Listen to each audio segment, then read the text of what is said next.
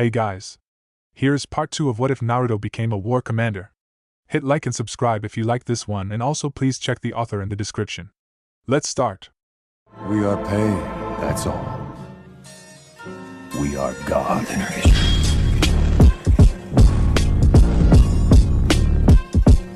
Chapter 7.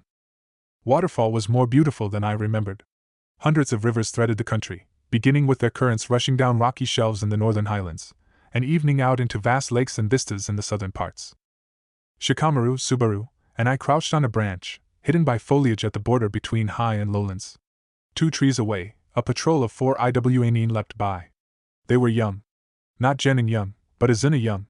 One was talking about the shapely breasts of some unnamed woman, and what he'd love to do with them, kneading, squeezing, pulling, pinching, sucking, fucking. The list seemed inexhaustible. The other shinobi laughed cheerfully, almost innocently. I kept staring at them until they were out of sight, forcing myself to think that for sure they had been talking about the rape of some upright waterfall girl, a farmer's daughter, a smith's sister, the miller's wife. It didn't rightly matter. Important was the thought, the attempt to scrub anything benign or honorable off them so that later on, should we meet in these forests, I would not hesitate because of their young and carefree faces. That was the 4th patrol today, Shikamaru said. That's 3 more than we anticipated. And far less of the resistance than I'd hoped, I said. We had entered the area days ago, handing affairs and grass to a jonin of high standing, a second cousin to Shikamaru. I left him precise orders and emergency plans, and was reassured by the high tones in which Shikamaru kept speaking of him. He was a better choice than Haru, whom I had wanted to include into the chain of command at first, but then decided against. Ever since my first face-off with Rashi, Haru had grown zealous enough to make even the most religious priest redden in envy. Once I had tried to join my men around a fire, a bottle of fine sake in my hand and a ready hello to my troops on my lips. Not the first such occasion, and I'd hoped not the last, but what greeted me were stupefied faces, wide eyes, bashful and shy glances so different from their usual rough nature that I thought I was having a bad dream for a moment. I didn't stay for long with them that night. At least as I was. Once out of sight, I waited a while longer until they were too drunk to detect anything but the immediate and pressing need for more liquor, and then joined them with the indistinct face of a shinobi who may or may not have been a chunin, and may or may not have had brown hair and dark eyes. Who was to tell the difference to any other such man? What I heard that night, 2 cups into the next bottle, was nothing short of mythical. Uzumaki Naruto, Konoha's thousand face, was half man, half god in Haru's stories, and of stories he had more than enough after several years serving under me. The younger shinobi lapped it up. The older one stayed silent, but nodded here and there. I had lost so many, and yet what they saw was not that half of them were dead, but rather that half of them were alive because one clone or another had pulled them out of harm's way. He still lost a lot, one of them said eventually. Aye, he did. They shared another bottle. Involuntarily I leaned in. Was this where they would start lambasting me? But remember that chakra, man? I still do. I can still. The speaker shuddered, necked another cup, continued. Still feel it, if I really try to remember. It's like the devil's own chakra, I tell you, what that Rashi put out. Seeps in your bones and sticks around, it does. And I'm not sure I'll ever get rid of it. So? What's so? That's how things are. You saw him fight against that monster, didn't you? How long would you have held out, eh? Half a minute? 5 seconds? And he almost had him too, Haru added. For sure. It's those damn clans. Scum allying with Iwa. The man hacked up a big gobbet and spat into the grass. I hope we get to them soon. My brother was with Nara. I'll hang them by their fucking entrails. And so it went on, story by story, until I decided to leave them well alone. No, had I handed command to Haru, without a doubt he'd have tried to deliver Kumi Castle as an offering to me, regardless of our recent loss or any strategic evaluation.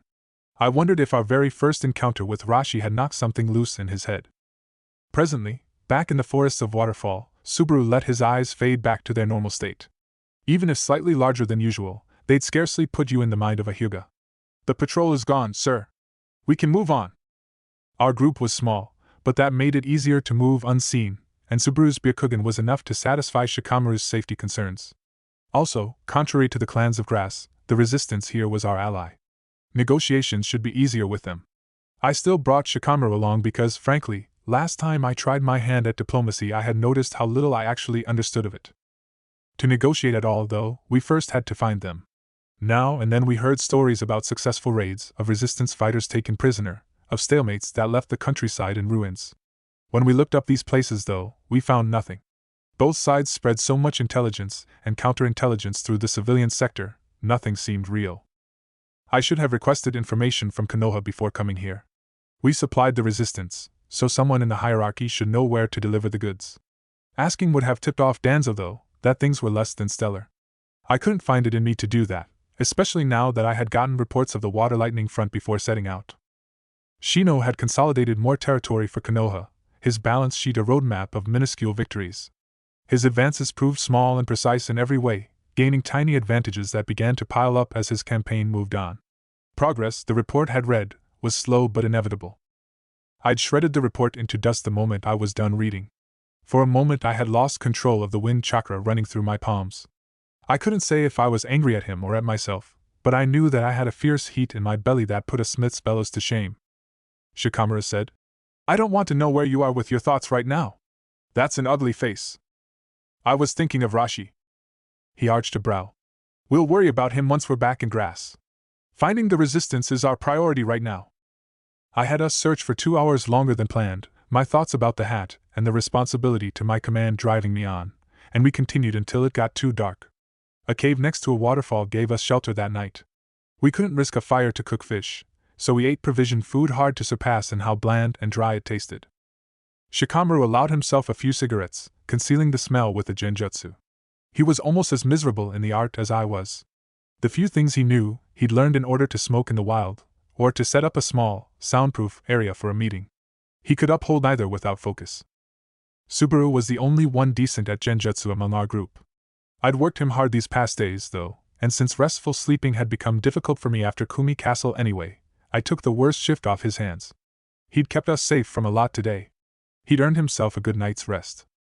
A while later, Shikamaru roused me from a restless sleep where I had woken every few minutes out of breath and sweaty. "It's your turn," he said. I sat up groggy. "Thanks." He lowered his voice. "Are you all right?" "I'm fine." I'd given him that line for years now. He looked unconvinced, but let it go in the end. As he lay down, I drank water from my canteen and trickled some on my face. It had been a bad dream, the kind you wish to forget about quickly but which stuck around forever. Shikamaru was asleep within minutes. I sat staring at the cave wall, half listening to the sounds outside, while my thoughts ran away with me. This whole situation was wrong. I was hiding in some damn cave and waterfall, days away from my troops, with nothing to go on but elusive rumors about the whereabouts of my target. I had brought the clans against me. I'd shattered my army against the walls of Kumi Castle. And if that weren't enough, I had also fought a Jinchuriki twice now, and couldn't call either outcome a real victory. And the worst of it? Try as I might, I couldn't see where it went wrong. In each of those situations I had acted according to what I thought was best. I'd switched it up too, but the outcome had been equally terrible whether I listened to advice or not. This feeling of inevitability, as if nothing I did was of any consequence, drove me up the wall. I rubbed my tired eyes with the heel of my palm. The clouds outside had shifted, letting in a single bar of moonlight that shone onto the wall. I stared at the light. It put me in the mind of Hinata, and then of Chie. After checking if Shikamaru and Subaru were both asleep, I hesitantly reached out to the light, forming a shadow bunny with my hand. Then, growing bolder, almost excited, I shaped different animals with my other hand, slowly assembling all the set pieces needed for a cute little story. The animals looked slightly deformed, but I wasn't worried by that. I had enough time to experiment. The moonlight wasn't running away anytime soon, and the bunny and its companions were far happier than my previous thoughts. Would Chia like it if I showed her? I paused. The image of my daughter, the fuzz of her hair, her weight in the crook of my arm, eyes with the same gentle shade as her mother, they all came together in that moment, a memory so instantaneous and tangible it felt like reality itself in that moonlit cave. My eyes did a weird shivery thing. I continued doing shadow animals, then stopped, brushing my fingers across my cheek. They came back wet. Why? I tried to stop it, but I couldn't. My left was still doing the bunny. The more I looked at it, the more tears came beating down my face. I sat still, unmoving. I wasn't sobbing, but I had no idea what was happening, and it just wouldn't stop. My face was wet, and no matter how often I wiped at my eyes, a moment later my vision was blurry again. I couldn't say for how long this went on, but I emptied out like a bucket spilled from an upper window, and eventually Chia was smiling at me, bubbling with laughter. Hinata stood behind her. I walked over to them and crouched to pick up Chia and give Hinata a kiss, but they weren't there anymore. The ground under my feet fissured. Izuna knelt in the grass staring up at me, a scream distorting her face. We were being pelted by stones. I looked around wildly for whoever threw them, but they hit me square in the face, tearing my skin. Whenever I reached out to deflect them, my hands stopped just short. I stared helplessly at Izuna. She wore Hinata's face now, blood running from her brow along the ridge of her nose, her healthy eye full of concern, the scarred flesh around her other one filling with rust-red sludge like a river delta of oozing blood. More stones came flying. I threw myself forward to shield her with my body, but I couldn't move an inch. Roots held me fast as a fist-sized stone hit Hinata and her head shot sideways. I screamed. My throat hurt as I kept on screaming until a slap broke me out of it. I looked up, dazed. Shikamaru stood over me with a face torn between horror and anger. A tight ball lodged in my throat as the realization set in that I had fallen asleep during my shift. "Shikamaru, I'm..." "Save it," he said. "We have to get out of here." The adrenaline woke me fully. I was up within seconds and had my vest on. We hightailed it out of the cave, away from the waterfall. I followed Shikamaru, who was looping through the forest, his body tense as a bowstring. How loud had my scream been? Subaru behaved as if it had reached even the farthest corners of waterfall and was still echoing in some caverns there. Subaru kept screening our surroundings. I did too, though part of me was still back in the cave. Staying alert on shifts had been drilled into us for decades. Damn. Years of experience were supposed to make you a better shinobi, not the other way around. "Incoming!" Subaru called out. A second later, a boulder cut off my thoughts, and we split up as it tore through the branches. I fell, fingered a brace of shuriken, sent them sailing. They deflected the senbon en route for Shikamaru, covering him as he touched down on the floor. A kunai with an explosive tag was coming from my face as I landed, but a pulse from Subaru's palms sent it flying sideways, where it exploded with an unreal noise. I eased into a stance. We still had a good synergy, and I had counted only 4 IWA, 1 patrol. It shouldn't take us long to have them checked out. They didn't know us as Konohani either. We had hidden our headbands before entering waterfall. Shikamaru knew how to use his shadows subtly, which made him all the more frightening, and Subaru was stronger than most in close combat even without his Byakugan. I was more restricted. Wind users were a rare breed outside of Suna. Wind users that could use clones the way I did even more so. Konoha's thousand face had earned enough infamy by now that they would identify me immediately should I use more than 1 or 2 clones. I was about to engage them when Shikamaru signed me to get the hell away. I leapt over to him as a lance of fire burned through the underbrush and a second patrol came rushing at us. "The area is swarming," Subaru said as we jumped back into the treetops. "We can't kill them quick enough," Shikamaru added. "They'll pin us down." "Let's lose them," I said, blasting off the branch. The nightly dance in the forest began, though we were flailing and stepping on toes rather than making a good show of it. We had to be quick if we didn't want this to go on until sunrise. I lost track of how long we fled. They shouted after us, calling us rebel scum, and after a while it seemed as if all of Iwa was following us. Unwittingly we had trailed a big net, dragging every IWA in this godforsaken area behind us. Shikamaru was torn up, his hair loose, the sleeve of his mesh shirt missing. He was a capable fighter, but no good on a prolonged chase, not like Subaru and I. He still had some juice left though, and for another half hour we gave it our best, weaving between attacks and oncoming patrols. But there were just too many. Was it bad timing on our part? Had we missed important intel regarding waterfall? When Shikamaru tripped next to me and I caught his fall, I knew this was about the end of it. A shinobi lost his fleet footwork last, but when it was gone, they were done for. I heaved him onto my back. He murmured something under his breath and I said, "Hold tight. I'll get us out of here." Then, "Let's go, Subaru. We've got to make it before sunrise."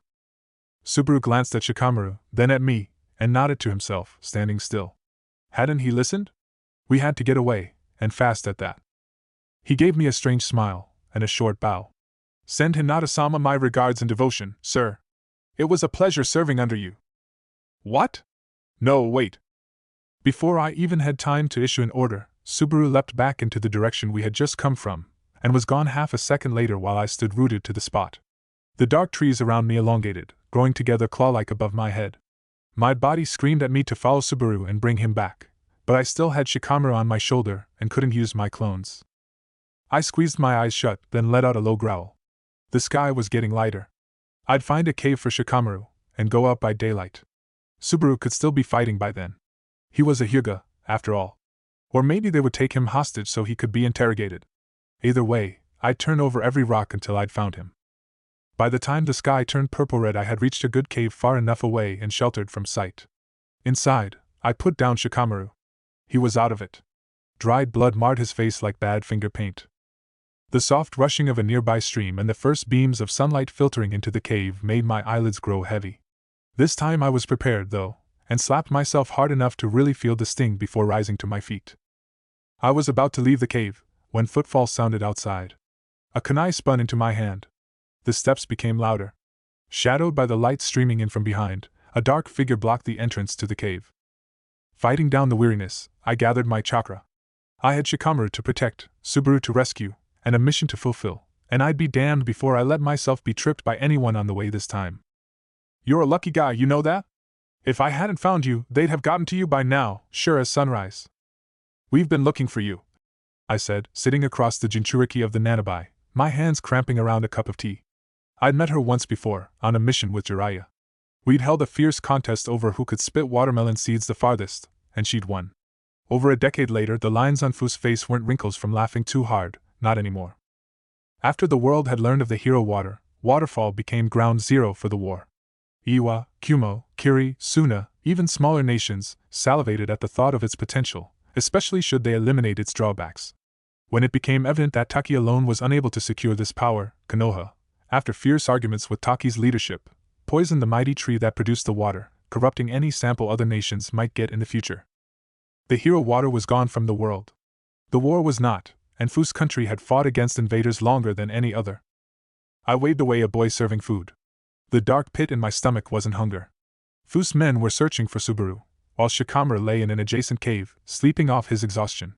Had I been able to go with them, I'd have felt better. But Fu was right in that her men knew the area better and should go alone. Instead, I was sitting on a rug inside a cave that was part of a larger, hidden system. Hundreds of places just like this existed on that line between high and lowlands, and without a map it would take a century to find them all. Waterfall might have been easy to take on the surface, but underground and against these people? Their faces were hard and pale as bone. Even the serving boy had a mean glitter in his eyes that said he'd killed too many too early in his life. This place is crawling with IWA, I said. There weren't supposed to be that many. We increased our operations in this area, Fu said. Once we relocate, they'll take a while to cotton on to it, and then follow us somewhere else. I take it they're not going to follow you quietly? She stayed mum, eyeing me over her cup of tea. Her orange eyes were sharp as teeth. I liked the old Fu much better, but I had a lot of sympathy for this one. Unable to locate her for years, Iwa must have been a blight on this country in retaliation. Why don't we get to the point? She said. Why are you here? To negotiate. But I'd rather my second-in-command be here for it. Do you mind waiting another half hour? That should be enough. Iwa will strengthen their patrols after your show last night. I'll deliver the Subaru to you and then get out of this place. If you have anything to say to me, say it now. Lady Kika had been more courteous. Admittedly, though, it hadn't gotten her very far. My head hurt when thinking of that night. The image of Lady Kiku, steel driven through her chest as she was healing the boy, flickered through my mind. I took back the rest of the tea, murmuring, Sometimes I want nothing more than to say fuck it and blast them all to pieces. What's that? Fu asked. I had the sudden, overpowering urge for a connection with someone who understood. No matter how far we drifted apart, one thing would always bind Fu and me. I said I'd blow them all up. I ran my knuckles over my brows. The headache was getting brutal and stab-happy, like an IWA among a group of children from Konoha. I glanced up sharply. Haven't you ever thought about it? To go nanabai on them and be done with it? Her responding laugh was as empty and savage as her face. She leaned forward and said, Every day. In a whisper that was meant to sound conspiratorial, but landed just shy of insane. Truthfully, I think about it more often than anything else. I was very close a few times, you know?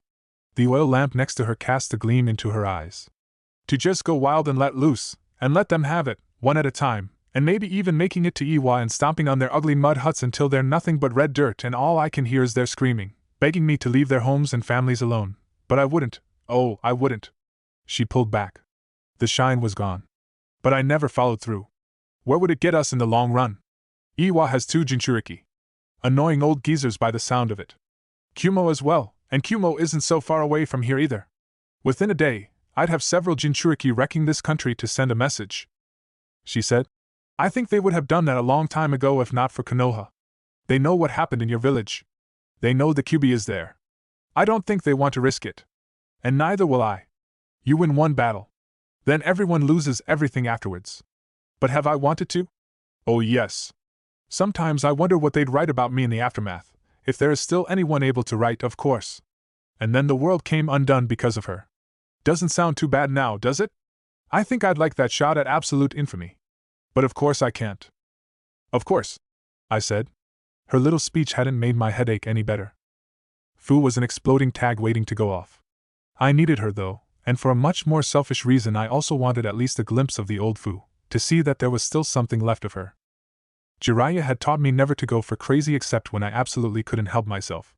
In that case I ought to hit it, and quit it as hard and fast as I could. Stay too long, and you got burned to a crisp.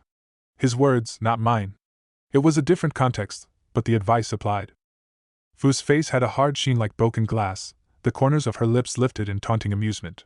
I damn well wouldn't dance with this woman. I'd be blunt and to the point, and leave verbal sparring to others. I said, "I need you to pack up, call your people, and come with me to grass." For a second she was taken aback. I jumped right into that breach. It felt good to be in the surprising role again. "We've got a situation there and I have a plan to deal with it that could help both of us out." Her composure reassembled quicker than I would have liked. She tilted her head coyly, batting her lashes. At this point the gesture was like rattling broken shutters. "What kind of situation? What plan? I am always interested in hearing solutions." This quiet, inquisitive nature all of a sudden gave me whiplash. I powered through and told her of the plan, keeping to the bare bones of it.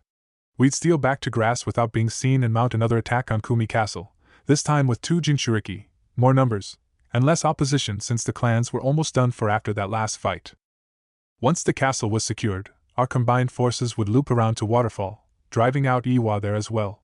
They would take some time to respond to the attack on Kumi Castle, but just in case they were quick, we'd rig the place to blow up the moment they set foot in it. I'd rather have no stronghold in the country than one occupied by Iwa. "That's about it," I told her. "Some nighttime action to get the ball rolling and keep the moment of surprise, and then we'll make a clean sweep of it, making sure to keep the numbers advantage. 2 birds with 1 stone. It's the best option to get both of us out of the hole." "It is, isn't it?" The way she said it set my teeth on edge. She leaned back on her arms, throwing back her neck and staring languidly at the ceiling of the cave. The arch she made seemed unnatural from my angle, pushing out her breasts, showcasing them in a grotesque display. I longed for Hinata, for somewhere sane and safe, all of a sudden. I felt displaced, watching myself from the side in this cramped cave, with Fu stretching on a dirty carpet across from me. I was in a country occupied by the enemy, coming from a country experiencing the same, and having killed and lost more in the past weeks than at any other time in my life. I had Azuna's face in front of my eyes, clear like a portrait. It struck me again that this wasn't normal. What the hell was I doing here? The serving boy came by with a tin tray and got our empty cups.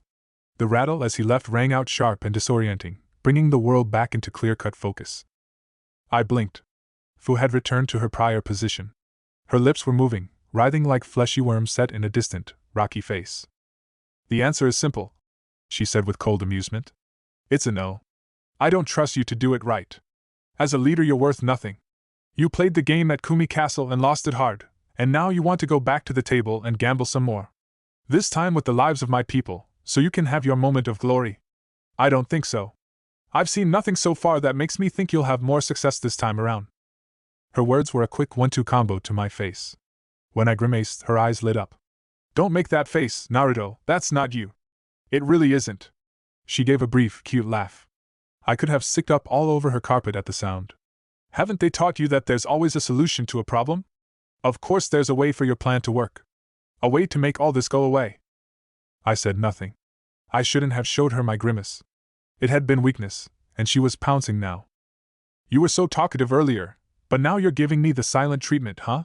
She gave me a brazen look, snapping her fingers in front of my face. I disappointed her this time. "It doesn't matter," she said with a wave of her hand, settling back. "Here's the deal. I don't dislike your plan. You're just the wrong guy for it. Too honest. Too honorable. Too direct. You're not cut out for leadership, Naruto. Haven't you noticed that? You're more a guy for grunt work. The easy, dirty work. It's that simple. That old coot Danzo? He's a damn bastard, but at least I can respect him as a leader. You.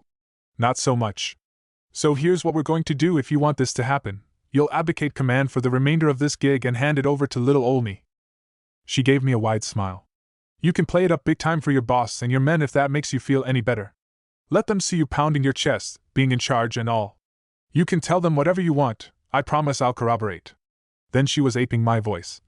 I convinced her.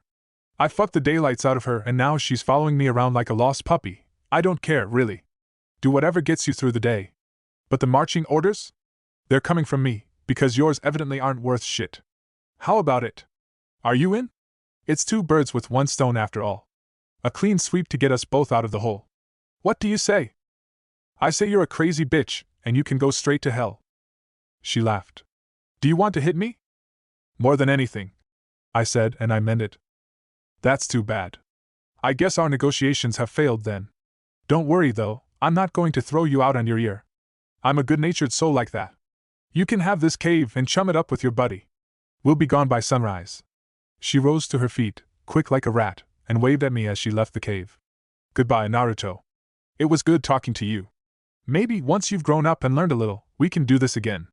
Until then, I wish you the best of luck in grass. After my talk with Fu, the servant boy came back in to roll up the carpets and carry them outside with other, smaller items, pillows, clothes, cups and plates and shogi boards. Then they brought in Shikamaru, dirty gauze covering the worst of his wounds. The chase had exhausted him more than I thought, because even though they manhandled him to the other end of the cave, away from the oil lamp they had left me, he stayed fast asleep.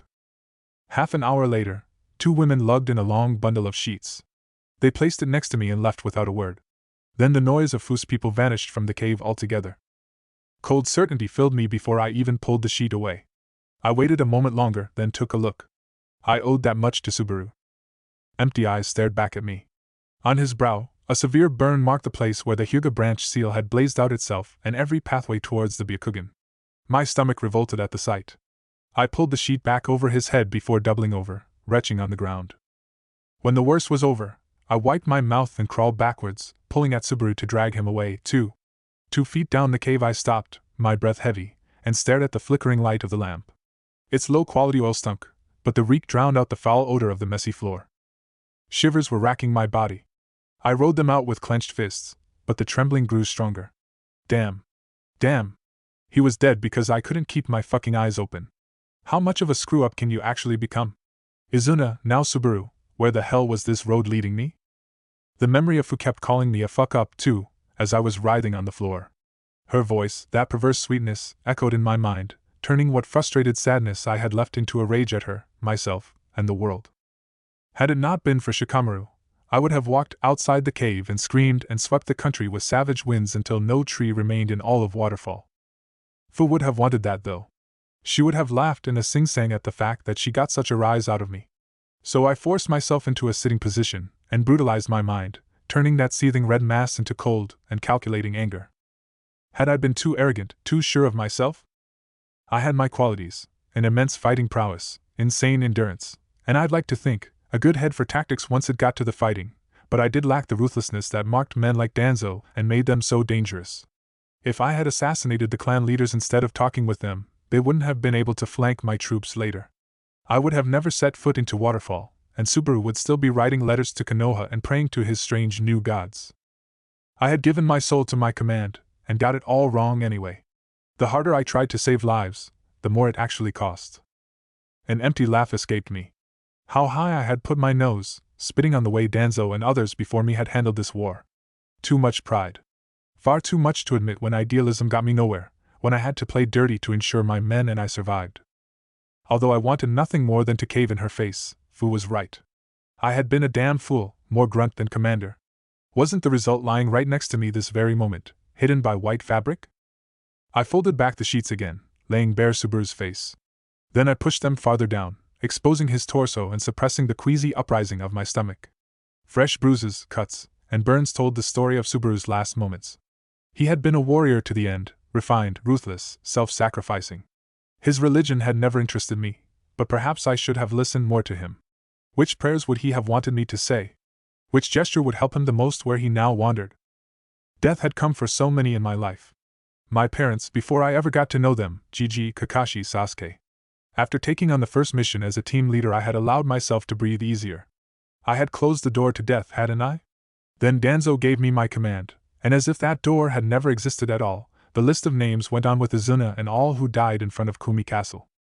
Yet even though those new names almost made me lose my mind, I could soften the blow. I had fought Rashi to a standstill. I had sent out an army of clones to support my troops. If the door to death stood open, then not for a lack of trying to close it. After all, time and again I was throwing myself against it with all my weight. What more could be asked of me? But Subaru? He was different. His sacrifice had become necessary because I lost my grip on reality. I had put his name on the list myself, handing out an easy invitation to the one thing I had tried to keep at bay for so long. As I sat in the cave, I knew I would not cover Subaru's body again. His bruised flesh showed my weakness. I would look at it for as long as it took me to learn my lesson. More shinobi than Subaru fought under my command. I wouldn't fail anyone ever again because I was too afraid to get my hands dirty and my morals compromised. When Shikamaru woke up, darkness had already settled outside. He sat silent for minutes, staring at Subaru's body in the dim light. Then he muttered a prayer under his breath and lit 2 cigarettes, smoking one himself and putting the other next to Subaru's head. "Whatever happens," I said, "I won't let his death be for nothing." Shikamaru cut the dirty gauze off his head and inspected it in his hand. "Did you meet the resistance?" "I did." Once I was done telling him everything, his eyes turned cold. "She really said all that?" "In more words. I'm done playing fair, Shikamaru. I'll do what I have to if it gives meaning to all this death." He searched my face. "What do you have in mind?" Whatever was left over of the old Naruto, of the naivety and idealism of years past, had to go now, had to be eradicated. I couldn't see another way. It had to happen, because how many more would die otherwise? "We will haunt this place," I said, as I put the knife to my old self. "Every patrol we find, we'll leave behind dead. I want Iwa to think that there is a new uprising. That the resistance has become cocky enough to send bold messages and Fu is about to take back Waterfall. They will draw forces from grass. I want this country crawling with Iwa Nin," I said. "Even if she'll never ally with Iwa, that will still make her an enemy. It's a risk I'm willing to take. Maybe if there's no other way left, she'll accept that her only option is working with us. Either way, there are less Iwa Nin in grass. I'll do it by myself if necessary, but if you're coming with me, I'd be glad to have you." Shikamaru soon sat sunken deep into his thoughts, staring blankly at Subaru's body. He never even noticed that I studied his face while he was making up his mind. I had never looked at him like this. Line by tense line, the mask he showed the world became readable to me, and then unraveled. Emotions flitted across his face that I'd never seen in him before. Anger, disappointment, doubt, undiluted rage, and even, if I looked close enough, a spark of insanity in his eyes. Was it the same madness I felt at times? That doubt after Kumi Castle? The same craziness I had heard from Fu, amplified by a decade of leadership? His face was like a mirror. The closeness of the moment made me uncomfortable, but I forced myself to keep looking. It felt like the first time that I was truly seeing all of Shikamaru, even the dark and ugly side, and not just an ideal I held in my head. I wondered if I saw it because I had finally recognized it in myself. "We can't be identified," he said at length, startling me out of my observations. All but resolve was gone from his face. Now, though, I knew what lurked under the surface. "We need guaranteed kills or we can't use my shadows and your clones. Perhaps it is even better to leave out Wind for the time being." I nodded. "The cave system in the Northern Highlands is enormous," he went on. "Even if Iwa scours the country for 100 years, they will never find Fu and her people without help. And they won't be gentle in their search. The longer it goes on, the more civilians will suffer." My thoughts had run along the same line. I rolled up my right sleeve in answer. On my forearm was a tattoo of a pipe and a tanto. Both crossed like blades under a waterfall that came spilling out of a jug. The symbol for toad gleamed in red lines on the jug's surface. "Haven't seen that in a while," Shikamaru said. "I thought the toads aren't getting involved anymore, as long as there are no other summons in play." I brushed my fingers across the ink. Nostalgia was getting to me, but I pushed it away. "I'm not asking them to get involved directly. I just need them to get me something from Konoha." I smeared blood across the tattoo and called on Gamakichi-san. Emerging out of the whirling smoke, Gamajiko looked around in confusion until his gaze fell on me.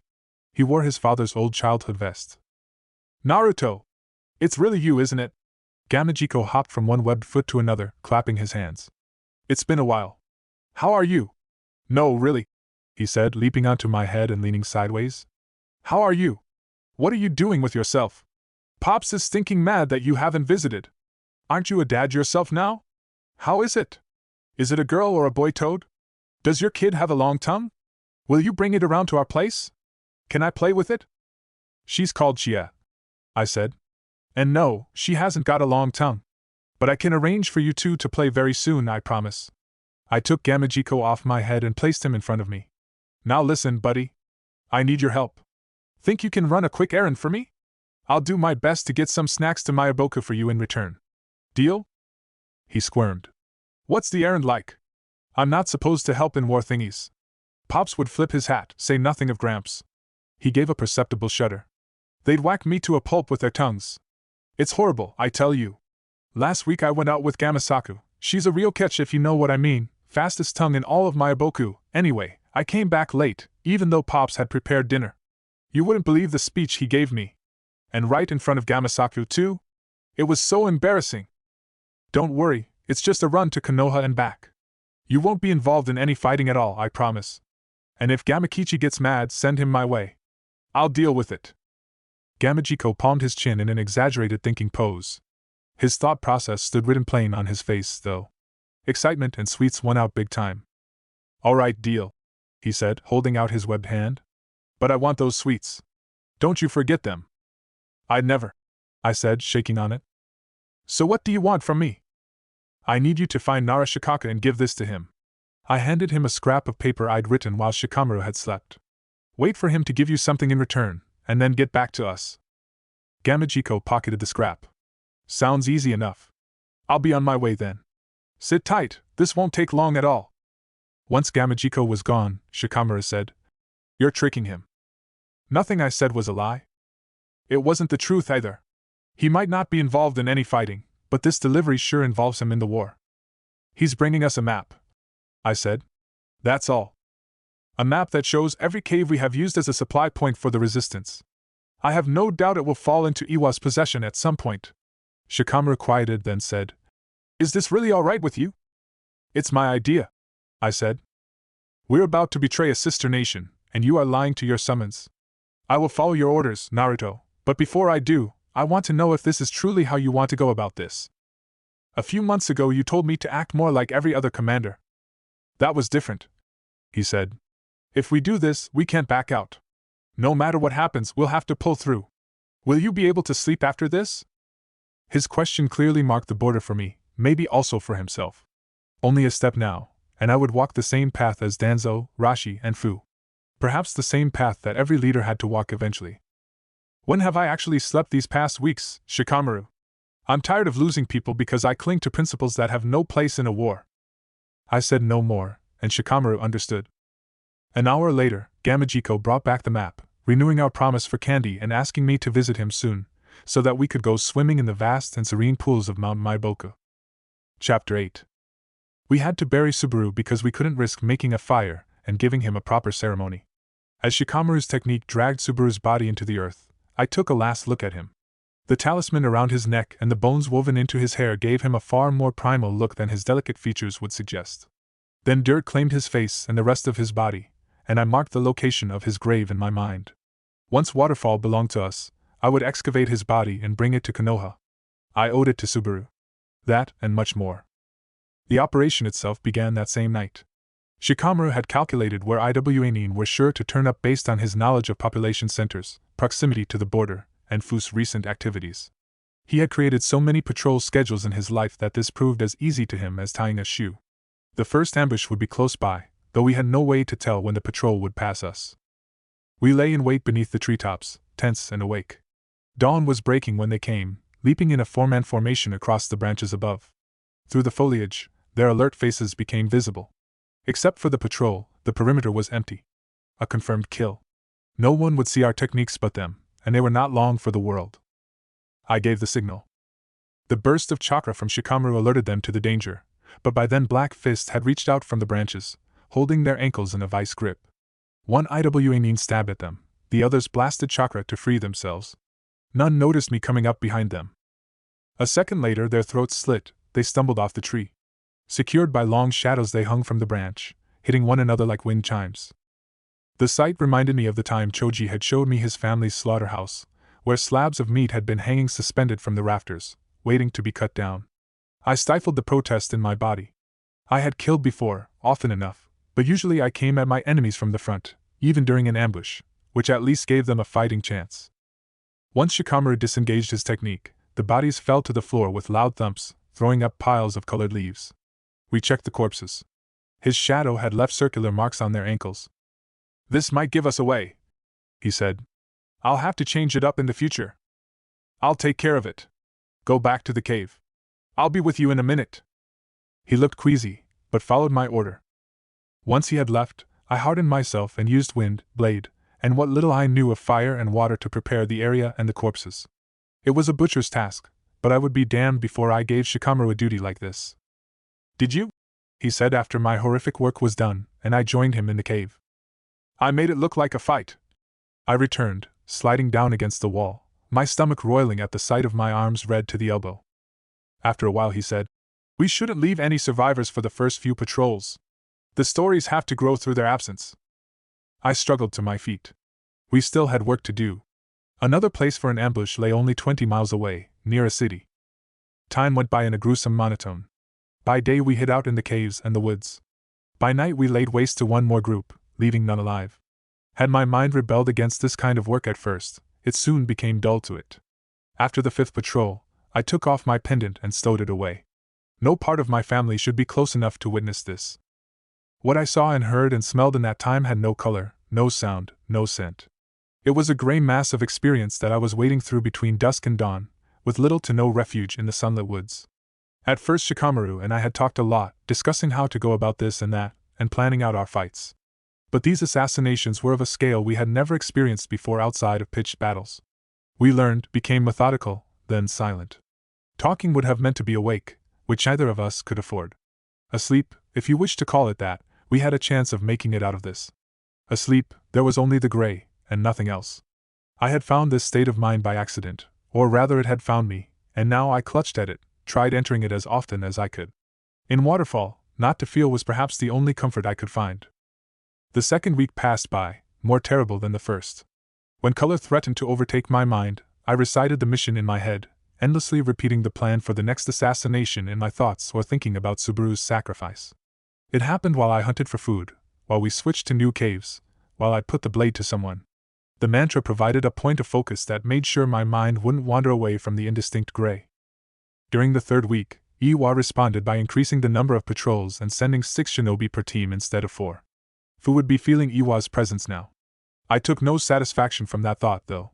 I had shed my anger after the 4th patrol on the 2nd day, when it dawned on me that I couldn't afford emotions during this work, when I had vaguely understood what this work actually meant in practice. I came to hate the real sleep, though, if I found it at all. I had no control over my mind during that time. Some nights I would see Hinata and Chia, and I would wake up barely holding back tears. Others I would be chased across an arid, red desert by men and women with unknown, shadowed faces. When they got to me and tore me down and apart, I would awake with a start, my mouth open in a silent scream. No matter which dream, my heart would always race and only calm down after I had recited the mission in my mind and went to work. Some days that was harder than others. At the end of the 4th week, we engaged a patrol of 8 IWA, the largest, most experienced groups so far. It turned out easier than expected. Iruka had once taught us that repetition and invention were the parents of skill. His lecturing, well-meant voice sounded like the baritone of a faraway horn. It had taken us 4 weeks to truly invent our way to becoming murder machines, and we repeated our inventions every day, honing and expanding on them, throat after throat.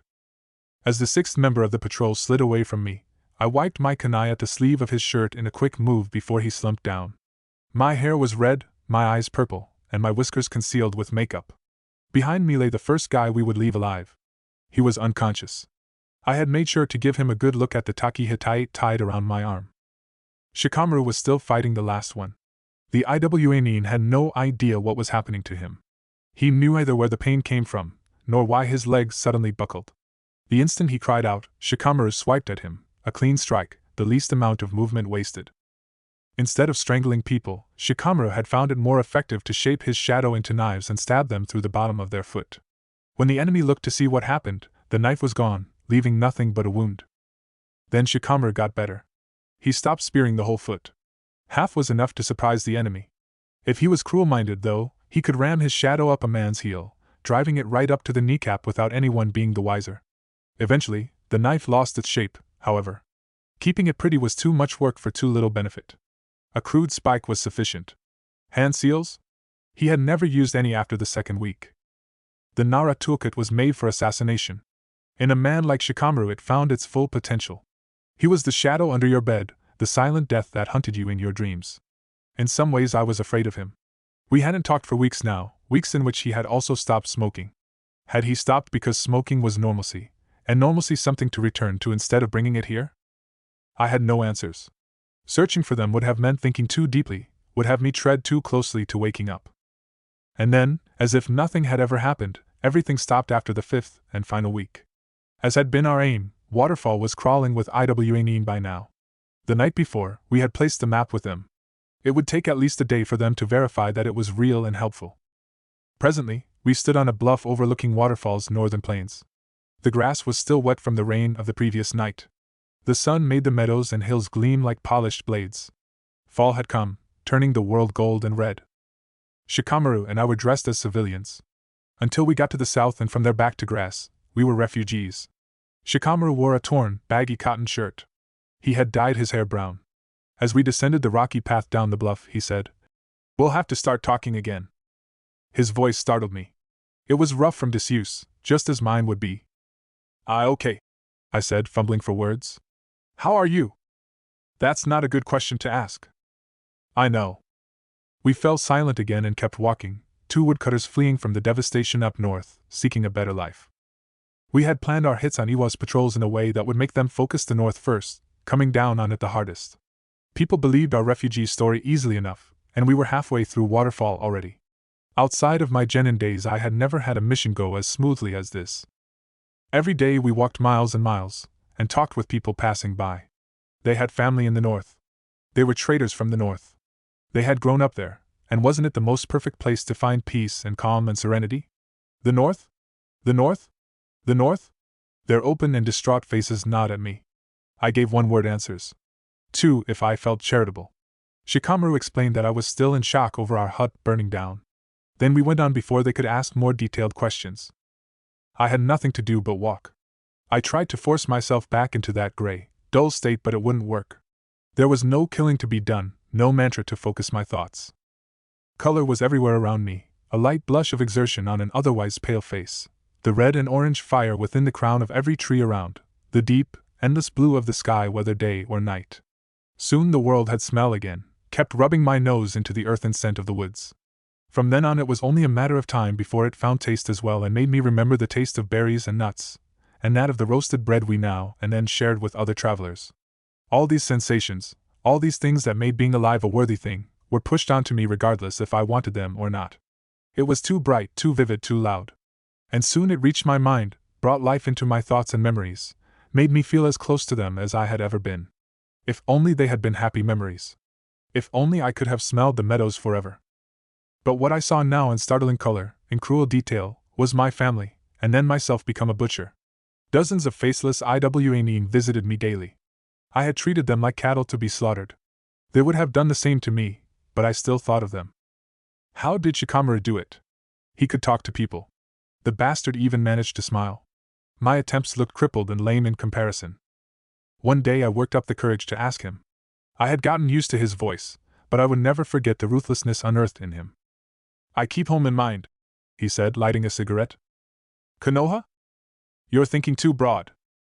We were crossing a stream and he jumped from boulder to boulder, fake balancing like a civilian would on the off chance someone was watching us from far away. "Who do you miss most?" he asked from the other side. "That's a dumb question," I said, following him. "Humor me." "My family. Hinata. Chia." I thought a second longer, then added, "I'd love to have a drink with Kiba and Sakura. Or with Grandma Tsunade and the old pervert. Jiraiya-sama? Who else? I can't even begin to count how often Sakura has told me he's a menace to all womanhood." Shikamaru shook his head. What's she doing with herself anyway? Has she found herself a guy? I never saw her when we were on leave. Last I heard she got it on with a chunin she had taught in a medicine course, I said. We were climbing a rotten tree that led to a ledge from where we should find back onto a road. I don't envy the man. Shikamaru hummed in understanding. Sasuke is a tough act to follow. He is, I said solemnly, keeping a lid on an old pain that was best left forgotten. When Sakura and Sasuke had gotten married, Sasuke had already been a captain of ANBU. His acts in the mission that took his life had been heroic. His unit was classified, but they changed some details and still wrote it down in the history books. One day Chie would learn about Sasuke in her classes. She should. The previously collapsing front Akumo had stabilized for half a year afterwards by the impact of his sacrifice. He had also left Sakura a childless widow who now had one hell of a difficult time getting her life back on track. I had spent a lot of my leave time with her, trying to ease that pain. Any man having to fill Sasuke's shoes had an impossible task ahead of him. So what are you going to do with your family when you get back to Konoha? Shikamaru asked, crouching on top of a ledge framed by sunlight. Family outing at Ichiraku's. His approach had the subtlety of Jiraiya in a public bath, but my lips twitched at the thought of visiting old man Tucci and I am with my family. I had to get Chie addicted to ramen before Hinata turned her to healthy food. Undoubtedly, Hinata would argue me into a corner with sensible points. Out of options, I'd have no choice but to pick her up, throw her onto the bed, and have my way with her. Afterwards, when Hinata was asleep, I'd ditch out through the back door with Chie and introduce her to the wonder of late-night noodles. That's one hell of a face you're making, Shikamaru said with a satisfied tone. He had earned it. What are you thinking about? Noodles and sex, I said. He laughed, and we fell into silence, an easy one this time, as we cut our way through the brush towards the road. What about you? I asked later, watching leaves tumble through the air while Shikamaru took a leak against a tree. What will you do when you get back? Although his face looked serene, I had found a flicker in his eyes that I could only explain in light of the past month. If he was in the same pain as me, though, I now had a way to help him. He had pulled me up. It was time to return the favor. Feeding the deer, he said, finishing up. Playing shogi with my father. That kind of thing. Once we were on the move again, the shape of his mouth and the fine lines around his eyes told me that he planned to be silent now. Come on, I said. That isn't even close to everything. What about Ino? What about her? You're a stubborn bastard, you know that? Echoing him got me a raised brow. You're one to talk. I haven't met a more mulish person yet. I'll let that slide for now, I said. We had finally made it onto the road. It was dry and dusty and led straight south. I still want to know more about you and Ino, though. He ignored me, while I kept using the good cheer he had given me earlier to turn it onto him. He didn't want it. He looked at everything but me. Well? I asked when a cart had passed us. Well, what? What about Ino? Shikamaru made an annoyed clicking sound with his tongue. I was getting close. There's nothing to talk about. I don't believe you, I said. A moment later I added. So, once you get back and meet up with her. Letting the words hang in the air like a promise. Damn it, Naruto, do you want to know which positions? Shikamaru stopped himself and closed his eyes. He had imagined it, though, was imagining it right now, no matter how much he argued against it. You're a fucking menace, Shikamaru said, stuffing his hands in his pockets. I took that as a compliment, and planned out my next question to wheedle more out of him. It kept me busy. It kept other, darker thoughts away. Night was a sad reality check. Shikamaru had made me talk. He had made me remember the good things in my life. He hadn't taken away the bad things, though. When I stared into the campfire, I found everything, the good, the bad, the monstrous. My body still shook at random times. Thoughts of death and murder chased glimpses of my family, like jailers trying to corral inmates during a prison riot. I was human again. Maybe too human. I would have to live with these memories all my life now. I couldn't run from them anymore. Had Fu ever woken up? A day later we met a boy on the road. He was 12, maybe 13. He had a wiry frame, muscular and tan from hard work outside. He was carrying a big pack of twigs, and we walked the road side by side for a while. His pale blue eyes betrayed his curiosity, even as he kept his distance. He was less wary, though, than I first thought. From up north, huh? He said once we got to talking. We've heard there's trouble up there. I guess it'll arrive here soon enough. It always does. You don't seem too worried, I said. Stuff like this has been happening for as long as I can remember, he said. There's nothing to it but toughing it out. We got through the other times. We'll get through this one too. The kid had more adult bearing in him than many guys I knew. It was a sad thing to see. If he was 12, then he'd been born a year or so before the war began. I kept talking to him. He was surprisingly open, given the state Waterfall was in. His parents tended to an orchard an hour south of here that lay far enough off the road to never see many visitors at all. He'd seen a shinobi once in his life, and that only briefly at an inn. I said, "What were you doing this far north then?" He lifted his shoulders to indicate the twigs. "I'm always running errands for my parents. It's what I do." I gave a quick laugh. Not buying it. You could do that closer to your orchard, surely. What were you really doing? Most adults would have clammed up and told me to go screw myself. He was still a kid, though. A fine red dusted his cheeks. "There's a village near where I met you," he mumbled. And there's a girl there." He was looking straight at the road. I grinned over his head at Shikamaru, who was ready to get in on the action. Now that it wasn't about his own love life, he had become remarkably less tense. "No need to be shy," Shikamaru said. "She must be a cute one, for you're to walk all the way to her village." I leaned in closer for an audible whisper. "For some girls it's worth it, eh? This guy," I gestured at Shikamaru. "He once knew a woman in another country even, and visited her. How's that for going after your dreams? For months I had to do all the work on my own until he came back to our hut." "Where did she live?" the kid asked while Shikamaru was mugging me over the bale of twigs. "Ever heard of Suna?" I asked. His eyes widened. "That's far."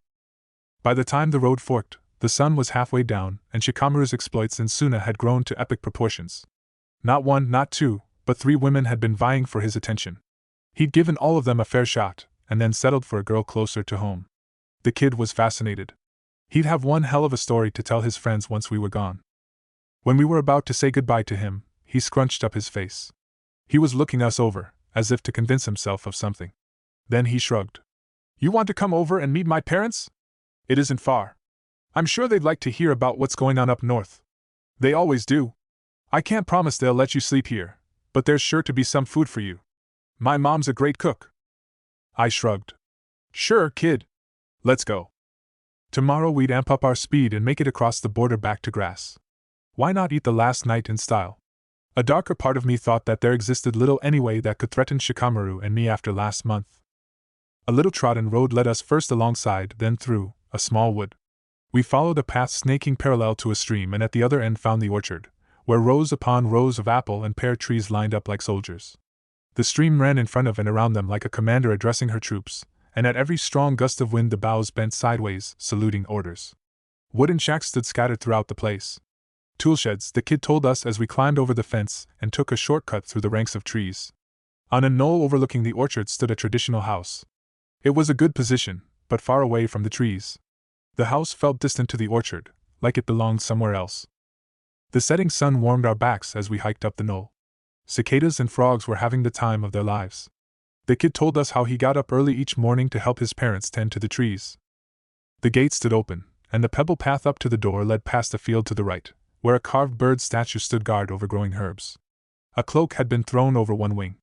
Dirty boots, gloves, and other garden appliances lay on the ground. A woman's voice sounded through the thin paper doors farther on, humming an upbeat melody. The whole place seemed so dreamlike and peaceful, I started to doubt that I was actually awake. Shikamaru tried to hide it, but his eyes held the same fascination. "I'm back," the kid called inside, putting down his bale of twigs. "I've met some people on the road. Can they eat with us? They're from up north." The humming stopped. "I'll be with you in a second," the mother replied, her voice far more cautious than her son's. A moment later, footfall came from the hallway. The woman's face froze on the spot when she saw us. Good shinobi knew how to recognize one another.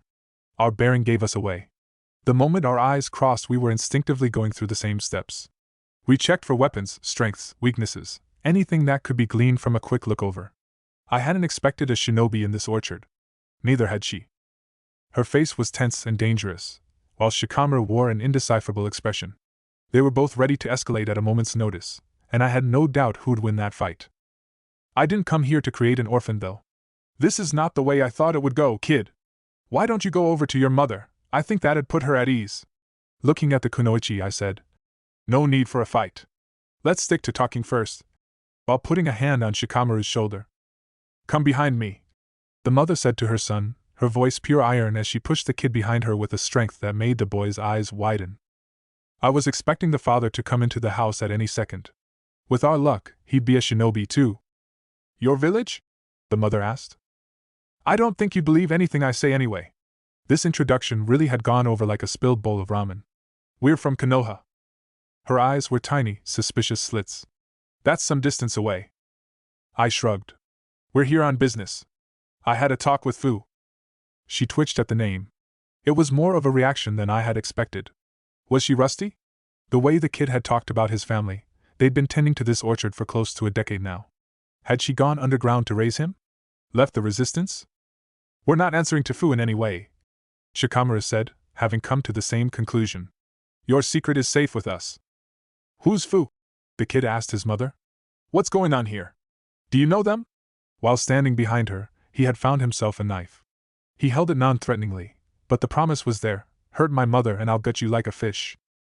She shushed him, never taking her eyes off us. "How do I know you say the truth?" I rolled my eyes. "It's always the same question, isn't it? You know there are no guarantees in our profession." She watched us a moment longer, then relaxed as another presence came up behind us. The sight knocked the air clean out of me. The father had platinum blonde hair cut off at the shoulders. His nose was delicate in comparison to his broad chin. His eyes. I knew that shade of pale blue. The kid had it too. But with the kid's dark hair I hadn't even come close to making the connection. "What in the world?" Shikamaru said. "You can't be serious." Shikamaru's appearance tipped off the man too. He showed a moment of surprise, then his eyes became still pools of nothing. I cleared my throat. "I'm going to repeat what I said to your lovely wife. We're not here to fight. Your secret is safe with us." "One hell of a secret," Shikamaru said under his breath. "Ignore him," I said. "He's still in shock. It'll wear off. Now, as I said, we'll keep this among us. But I damn well won't leave this place without the full picture. How did a Yamanaka end up in an orchard in Waterfall?" "Yamanaka?" the kid asked. His mother was glaring daggers at me. The father said, "Do you give me your word that you won't drag me off to Konoha?" "If the explanation is reasonable, I do." "Why should his word mean anything?" the mother asked. I reached the father my hand. We shook, gripping forearms. "Uzumaki Naruto," I said. "Commander of Konoha's forces in grass. This is Nara Shikamaru." "Uzumaki, huh? You've come up in the world, lad. Last I heard your name, you and the Uchiha had just been given over to Kakashi." He shook his head as if to rid himself of old memories. "Yamanaka Shuichi. Former Jonin of Konoha." He sighed. "Let me tell you the rest over some food and drink. You'll likely have figured out most of it by now." He shot Shikamaru a knowing look. "But maybe if I fill in the details you won't think too badly of me." From the way the mother was still looking at us, I had a feeling it would be a somber dinner. Shuichi's story was about what I had expected. At the start of the war, Konoha had run some joint missions with Taki. In one of them Shuichi met the kid's mother, then a Chunin, and they hit it off. They would invent all sorts of excuses to get away from their platoons and have time for themselves. Hundreds of caves and hidden waterfalls gave them an easy access to privacy, and months later, the girl was pregnant. In the meanwhile, the war grew worse. Bits and pieces of waterfall broke off and fell to Iwa. Shuichi, though barely in his 20s, was a jonin of some standing. He knew enough about Konoha's politics to know that soon the order for a retreat would be coming in. The hero's tree was poisoned already. 1 or 2 more battles to show goodwill, and then all the help Taki would get would come in form of weapons and supplies. They'd leave the country to its own, and with that the mother of his unborn child. He made a run for it. They waited for one of the last battles, and in the ensuing chaos took to the woods, leaving the shinobi world behind.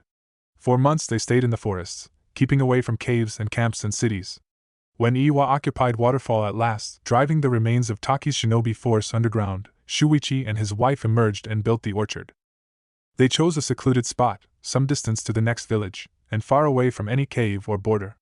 Every night in the first few months, Shuichi would go out to the surrounding villages and use what tricks of mind were available to him to make it seem as if the orchard, and his family, had always been there.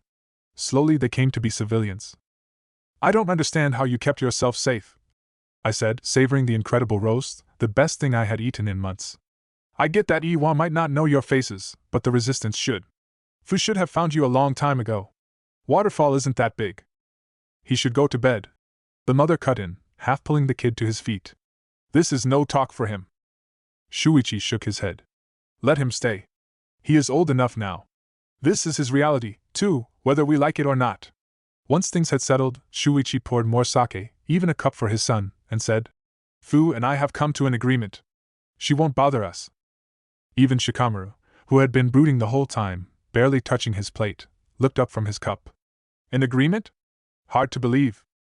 I had the pleasure of dealing with her, I said. She's not the type for agreements. She had little choice in the matter. It's a secret known to some in Konoha's hierarchy, but almost no one in her own ranks. The ones that knew have already been killed by the war. Enough, the mother said. I don't care how old he is, this is no topic for our son, Shuichi.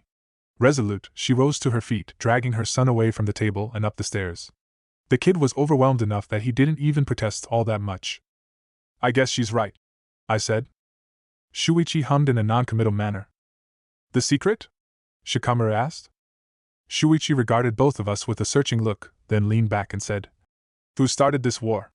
It happened inadvertently, an innocent accident on her part, you might say. As I learned of it, she was always a very trusting soul, and quite misunderstood by the rest of the village, not unlike you, I suspect. My wife told me that she craved companionship, precisely because barely anyone bothered talking to her. To be honest, it doesn't surprise me that she latched onto anyone who gave her the time of day. It just so happened that one day that someone was a spy from another village. It's hard to tell which. Might have been Kumo, might have been Iwa. Even Kiri is a possibility. I suppose it doesn't matter who did it. The result is evident. Fu opened up, and a few months later, the secret of the hero water became known to the world. Shuichi turned the sake cup in his hands, lost to memory. Only the leaders of Taki and some in Konoha knew of her involvement, and they worked hard to keep it under wraps. Perhaps out of guilt because they drove her into the spy's arms, or because they knew war was imminent and had need of her strength. They certainly couldn't afford even more distrust between her and the general shinobi force. The last time I had looked at someone this speechless, Gigi had just told me about my ancestry. And Fu lets you live? I asked incredulously. Shuichi's smile was suffused with iron. It's a thorn in her side, no doubt, but I have safeguards in place should she attempt to harm me or my family. She knows that, so she won't move, not even to tell Konoha I still exist. Later that night, after Shuichi had shown us to a shed with straw, I tossed and turned, dozed for a few minutes only to wake up from a nightmarish scenario. 2 hours in, I gave up. The pictures in my head were mixing and tumbling, and I hated to see memories of Hinata, Chie, and my friends blend into the war. Besides, I couldn't get Fu out of my mind. Was that why she had turned into this caricature of herself? Driven only by guilt and the desire to never again be taken advantage of in such a way? Shikamaru's sleep was no less bothered than mine, but he didn't wake. From the way he was squirming, I wondered if I was the lucky one. I took a walk outside and went down to the orchard, wandering under the moonlit boughs of the apple trees to clear my head. I picked an apple from one and bit into it. From the pond came the sound of skipping stones. The kid stood at the edge of the water, lost in thought, his thumb and index finger rubbing the smooth surface of a flat stone. A lantern stood on a boulder next to him. Hey there, I said, picking up some pebbles. Skipping stones made me remember the old man. I didn't get throwing shuriken at first, no matter how well Irika explained the turn of his wrist. Then the old man had come and said that it was like skipping stones, and things clicked. Once Chia got to be that age, I'd teach her the same way. I never knew they were shinobi, the kid said after a while. I thought they were different than other parents, but that's it. They'd get mad over the dumbest things. Staying out late in the village and stuff like that. He inspected his stone in the light of the lantern. The war's not so bad here, so I thought they're just worried the older guys would give me sake. He sent the stone flying. Instead, they were afraid that some shinobi would recognize me and slit my throat like it's nothing. Like they did, I guess. I said. I wouldn't discount the sake theory. I can guarantee you that played some role in their decisions. He looked up sharply. How would you know? I've got a daughter. I'd kick in any guy's skull who gave her something to drink before she's well and ready for it. I think any decent parent has that idea in their head at some point. It's what you do for people that mean the world to you. A shy expression flickered over his face. Maybe less violently. Maybe, I allowed. Would you have liked to grow up as a shinobi? He shrugged. I've no idea what being a shinobi means. Well, besides the things you hear now and then. I nodded and we continued skipping stones. I had a question on my mind that would sound strange no matter how I asked. I kept bouncing it around, looking for a good way to phrase it, and failed. I wasn't a delicate speaker. Hinata would have found a better way. Out of curiosity, are you proud of your parents? How do you mean?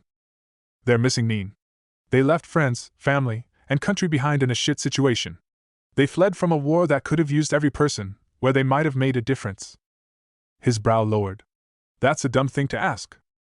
You don't have to answer, I said. Your parents put me in a difficult position, but I stand by my word. I won't give them up to the brass. Rubbing the back of my neck, I looked out over the pond. I'm sorry. You're right. It's a dumb question. We dropped a big thing on you today, and here I am making it worse. Of course I'm proud of them, he said, looking at me as if I were stupid. They're nagging as hell and it's weird they were shinobi, but what's that matter? I've heard the stories, you know? The legends and stuff, with fireballs and lightning and everything. But that's just stories. I'd rather have them here. Who wouldn't? The kid huffed, sent another stone skipping, then stalked away with the lantern, up the knoll and back to the house. I sat down on the boulder and kept staring at the pond, dumbfounded at the certainty of his words. Who wouldn't? There was a lesson in those words, I thought, and perhaps it needed the view of a child, that innocent surety, to teach it right. Later, back inside the house, I found Shuichi still awake at the table, the sake jug empty now. Rest seemed a hard thing to come by for him as well. I asked him for paper and brush, and he gave it without comment. Whether because he was too lost in thought, or because I had introduced myself as a commander, I couldn't say. When I was done writing, I put back the supplies, and fell asleep. Next morning Shikamaru and I stood at the edge of the orchard, where Shuichi was seeing us off. We had said goodbye to the kid and his mother at the house. Good luck, Shuichi said. You need it just the same, I said. Going to Konoha isn't an option, but I'd rather you move someplace else. This country is about to be jammed solid with IWA Nin.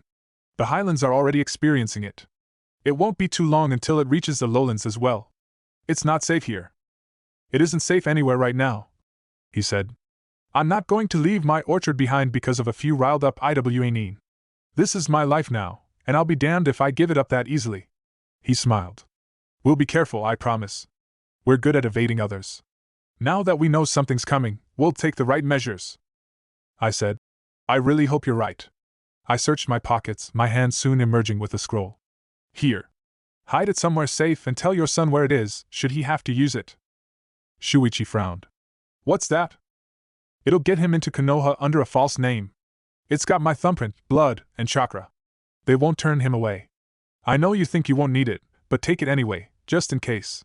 It'd make me feel better, if nothing else. Maybe it would even alleviate some of the stress on my conscience, because what I'd been doing here in Waterfall had screwed it up well and proper. Shuichi took the scroll. Thank you. I hope it'll never come to that, but I appreciate it. I nodded and turned to go. Knew him from Konoha? I asked as we were taking to the west, now moving back towards grass. Of him, Shikamaru said curtly. He was Ino's favorite uncle. She was devastated when the news came that he died. Oh. I had no idea what else to say to that. The morning was bright and filled with the song of larks as we jumped back into the safety of the trees. Today, their noise bothered me. How come nature never cared how much at odds it was with the rest of the world? It was always the goddamn same.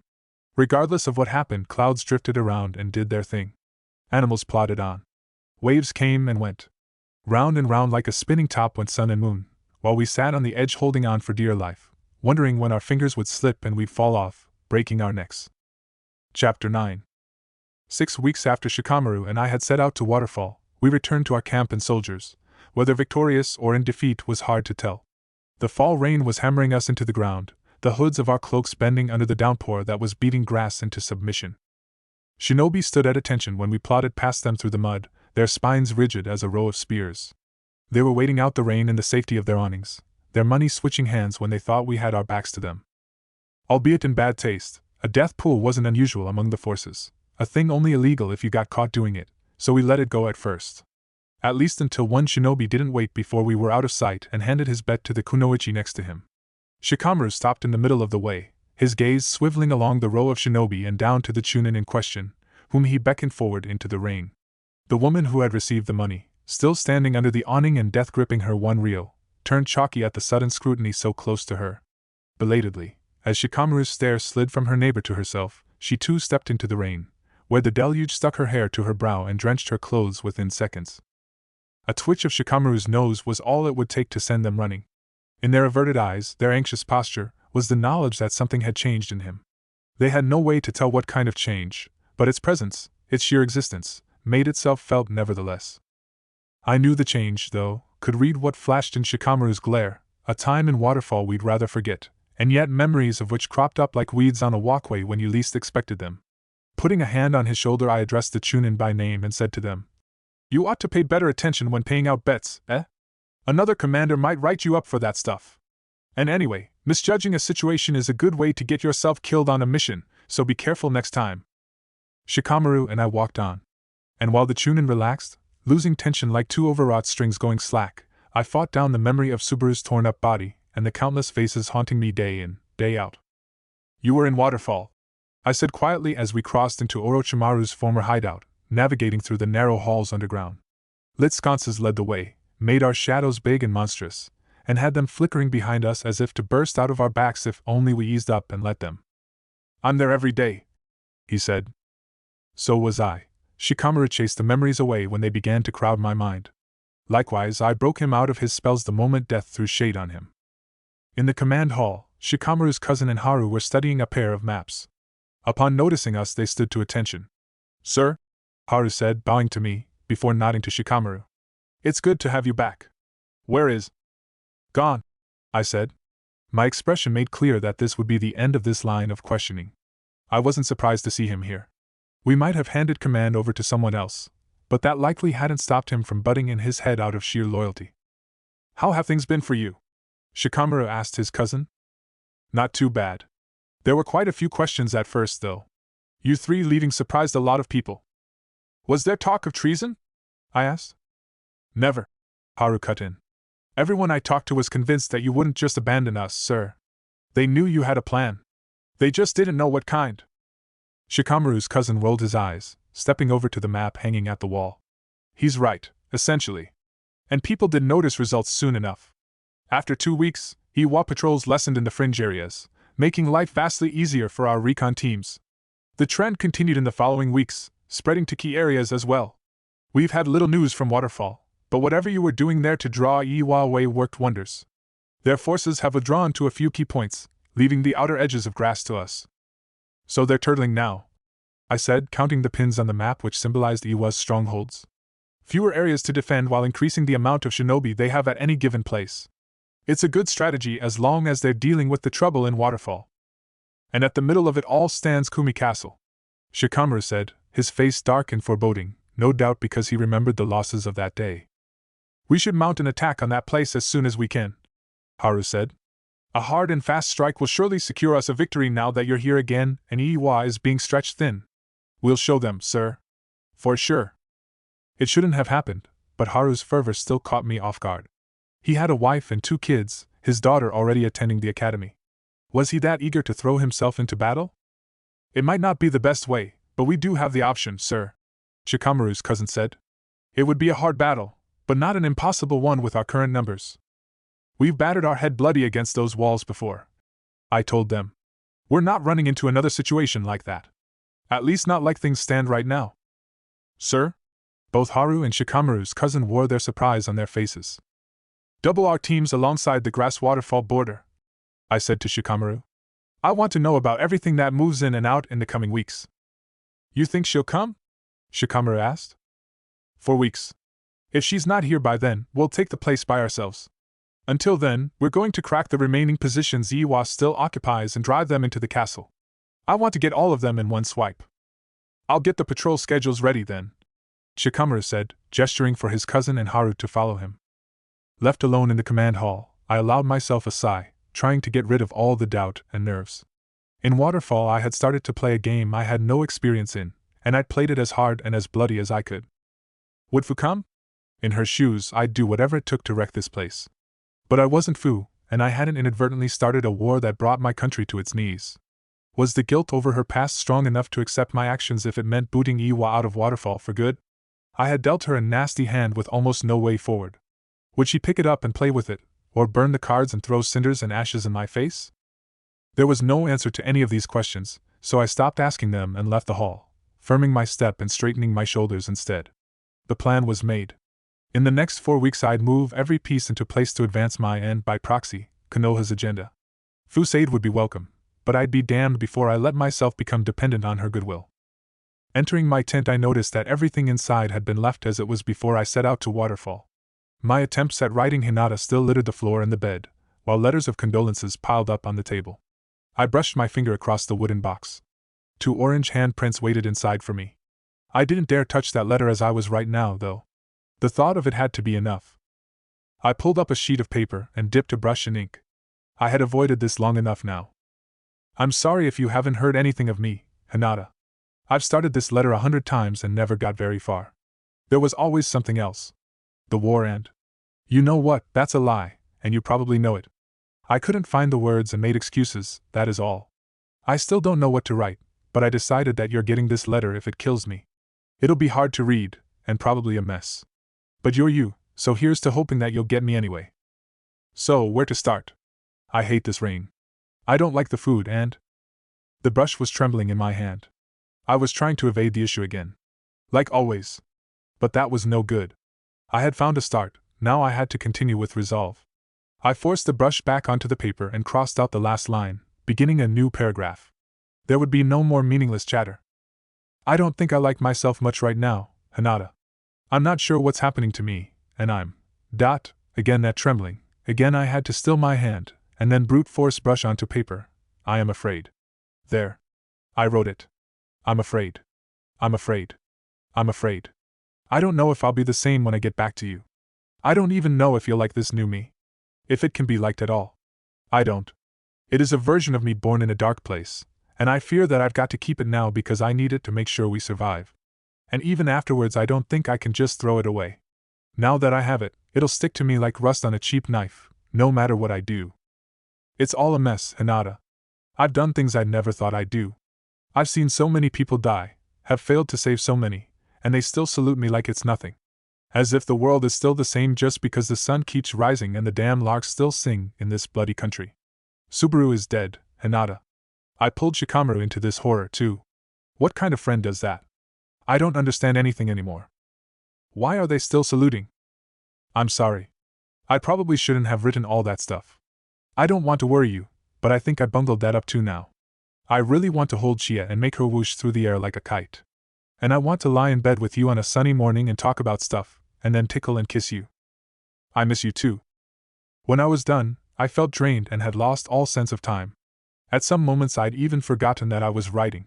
The words just came and wouldn't stop, and I'd been shaking like a leaf all the while. And I learned again what I had suspected all along, that battles outside of my heart and mind were much easier to fight than those inside. That even in the dizzying cacophony of war there was a startling clarity which my inner turmoil lacked. For all the misery I sometimes felt when leading these men and women into battle, it was never the act itself that I found difficult but the aftermath instead. When, exhausted by blood and steel, my barriers were broken, leaving me to face my emotions head-on, that was when the true battle began, and when I had to set myself straight. And that was where I faltered more often than not. Not this time, though. This time I had made it to the end. The result was a paper with crossed-out lines, specks of errant ink, and a lot of thoughts that had been bothering me. I had no orange, but I smeared my hand with black ink instead and put my handprint on the paper just as they had done, before rolling it into a scroll and tying it with twine. Now, having written down my fear, preserving this part of my humanity, I had to empty my heart again and destroy fear altogether, because a commander, a leader, could not allow himself such an emotion. A hard lesson to learn. But one that Waterfall taught me with brutal precision. The next morning, in the early hours of yet another chilly day, a squad of 21 shinobi and kunoichi stood on the wet grass outside the encampment. The palisade behind us was glistening from the remnant rain. Errant raindrops beaded down the leaves, falling to the forest floor in a weak drizzle. When I joined the troops, Shikamaru, the odd man out, gave me a last overview. They're all here. 10 water and 2 lightning affinities, 2 medic nin, 4 taijutsu and 2 genjutsu specialists, 20 all in all. I let slip a non-committal grunt, my eyes wandering over the group as my mind supplied their names. Lighting's hard to come by. Shikamaru went on, nodding at a young pair of chunin, a boy and a girl of 17. So these 2 make up all of our lightning users. They're not the most combat proficient yet. I got them to show me their techniques though. Strength-wise they should do. It's just a matter of experience. Or lack thereof, I said, calling up what I knew about them from a memory at the coffee tent. Grass was their first war zone. Before becoming Chunin and being sent here in a hurry, they had been doing supply runs between Konoha and Tea Country, not the most difficult route, even during a war like this. Are you sure you don't want me to come with you? A half-smile pulled at my lips. Sometimes Shikamaru was utterly predictable. Not this time, I said. I need you here to coordinate our efforts and filter the information we're getting from Waterfall. You know what we're looking for. If she makes a move, send me the fastest man you have and I'll be there. Guess I'll have to accept that, Shikamaru said with a shrug. Having 20 people accompany me seemed to ease his worry a lot, and besides, our stay in Waterfall had cured him of the need to cluck around me like a mother hen. As if that episode, that moment of our lives both of us wished to eradicate so completely, had forged a level of trust between us that even after all these years of serving together felt new and foreign. I'll keep the fort then. Good luck. You too, I returned, gripping his forearm. Then he was gone, back inside the palisade, back to the maps and all the calculations that crowded his head and would drive lesser man mad within hours. A last look at the gate, then I turned to address the troops. Tonight we will crush Iwa's fortification near the city of Aimi. Shikamaru has given you the detailed briefing already. Are there any questions left? Silence answered. Then we're moving out. Steady pace, keep about a mile behind me. I leapt into the trees, rushing ahead. We would reach Aimi with enough time left to scout out the area and devise a more detailed plan for our attack that night. While my shinobi held to their regular speed, I called up clones as I went, spreading them out in every direction. A few hours into the journey, a clone a mile ahead popped itself when he spied a 4-man scout team patrolling the area around Aimi. I set off, slamming into the group like lightning into a tree. I gripped the first shinobi with both hands around his throat and pushed my thumbs deep into his trachea, which was, half a second later, punctured by 2 bloody holes as wind spiraled away from my thumbs. I let go of the corpse, ducked under a swing, and swept at the second man's legs, cutting off both below the knee as wind kept shearing through flesh and bone. The 2 other Iwanins soon followed their brethren, their throats slit by 2 clones who had come up behind them unnoticed. One of those I sent to inform the troops that they had to hide the remnants of a patrol. By the time we reached the outskirts of Aimi, 2 more patrols had found their end at my hands. Just like Shikamaru's cousin had said, the frequency of patrols had heightened as a result of Rashi's decision to focus his troops on fewer areas. None of the 3 patrols had seen me coming, or had been given any chance to send word to the rest of Iwa's troops, but by now their absence would have been noticed. I'd be surprised if they weren't already considering an attack force coming for them. The weak noon sun had given way to a late afternoon sky replete with clouds and heavy winds as we came onto Iwa's fortification at last. They've found themselves a cushy spot, I said from the vantage point of a tree. The encampment lay on an island squeezed into the middle of the Sherboy River, one of the larger bodies of water and grass. Not unlike our camp, theirs was ringed by a makeshift palisade. It won't be long until dark, sir, said Miko, the Chunin with the red-sleeved shirt whom, an eternity ago that was in truth not even half a year, I had left in charge of cleaning up Orochimaru's lab and transforming it into a med bay. An alert gaze, an unflinching hand hovering close to her weapon pouch, an otherwise blank face. Her early anxiety had been sloughed off by time and experience, as it happened to everyone eventually, at least to those who survived. Soon she'd be a candidate for Jonin. I made a mental note to talk it over with Shikamaru. If she did well today and in the battles to come, a field promotion wasn't out of the question. Go and rest up with the others, I told her. We attack in 2 hours, the moment darkness sets in. As light fizzled out of the day, I went over the plan with my troops once more. They still outnumber us 2 to 1. So if they learn what's up we have to run before we get to accomplish anything. I for one didn't come all the way here to run away with my tail between my legs though. I'm sure the same can be said for all of you, which means that we have to play this one smart and carefully. Yes, sir. I stopped in front of the 2 lightning specialists. I grinned at them, summoning some of that cheer they were lacking and desperately wanted right now. This will be your first big mission. Are you excited? The hesitant reply in their faces told me they were anything but. I put my hands on their shoulders and leaned in closer. Don't worry too much. It's all right to be nervous the first time round, eventually it'll go away. All you've got to do is not getting twitchy. Remember your roles. Wait on my order then act. That's all. You'll see, tomorrow we'll be back at camp, celebrating victory. Yes, sir. This time their reply was sharp. I nodded at them in satisfaction. It's time. Let's go. Even though I had told them the nerves vanished after a while, I had to admit to a few butterflies in my stomach as well. We were heavily outnumbered, and victory was entirely dependent on whether we managed to confuse EY into entering the cocky state of mind that was their damn natural habitat. I had no doubt that by now the men and women behind that palisade knew we were coming. A minute later, I was given the signal that everyone was in place. The water users had taken up position with me on the riverbank opposite of the encampment. Farther behind were our two medic nin, protected by two close combat specialists. Hidden by genjutsu and shrubbery on either flank was each a group of 3, a lightning user, a taijutsu and a genjutsu specialist. A deep breath filled my lungs, then I said, "Now!" And 10 shinobi linked their fingers in a dance of deadly symbols, and in an echo of that power, half a second later 10 crocodile heads shaped from the water peeked out of the shallow parts of the river, opening their maws in unison. 10 maws, 10 bullets, and 10 again, and 10 once more, all flying, whistling, in high arcs across the river, about to vanish into the darkness of the night if not for the moon's distorted shimmer as they passed over the palisade. I had fought quite a few battles in my time, but there still was something awe-inspiring in the sight of a ninjutsu platoon hurling their chakra at the enemy on your word alone. The impact, and the resulting splash of water, came early. I didn't know what exactly Iwa had done to fend off the attack, but my money was on stone walls erupting from the earth, shielding them. An easy solution to the problem. For sure what I would have done in their stead, since earth beat water handily. For there to be an equilibrium in power, you need an S-ranked water technique to crack a B-ranked defensive formation made of earth. That's just the way affinities worked, and these crocodile maws, impressive as they were, lining up like artillery, were nowhere near being S-ranked. There was a moment of eerie silence in which I readied myself, my boots digging deep into the earth. "Don't stop shooting," I said. "Make them angry. No matter what happens, I'll make sure you're safe." Then I blasted off, a clone pulling back one of my water specialists as I encased my body in wind and flung myself against the boulder that had popped out of the darkness, as it was almost right in front of the formation. The moment of impact took my breath away, but the wind reduced most of the damage and the boulder crumbled around me. More came hurtling from the sky, and I whizzed from shinobi to shinobi, pulling them back, blasting a boulder, reverting course, saving the next one, my teeth chattering from the speed as I drove myself to go faster and faster, trying to catch every boulder before it could harm one of mine. Without clones it would have never worked, but hidden by darkness, half of them pulled my men to safety when I didn't manage it in time. The other half changed their voices as best they could, screaming for help, God, the nation, and everything in between to arrive and rescue them.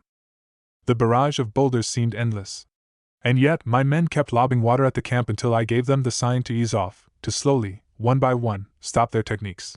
I crushed another rock, then came to an abrupt halt, my body covered in sweat, my breath heavy, my knuckles torn and bloody. A deep breath filled my lungs. In a hoarse roar I called the retreat, once, twice, 3 times, so that even a deaf IWA nin could have heard. Edging away from the water, I wondered if they'd take the bait. If you knew what was coming, it seemed so nerve-wrackingly obvious. But what image had Iwa gotten of me and Konoha so far? We had smashed our noses bloody at the walls of Kumi Castle. Rashi had fought me to a standstill. The clans had turned against us.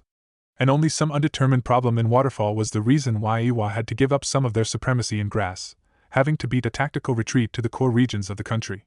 I must look like an idiot to them, and only an idiot would order an attack on a fortification like this in a desperate ploy to gain back control.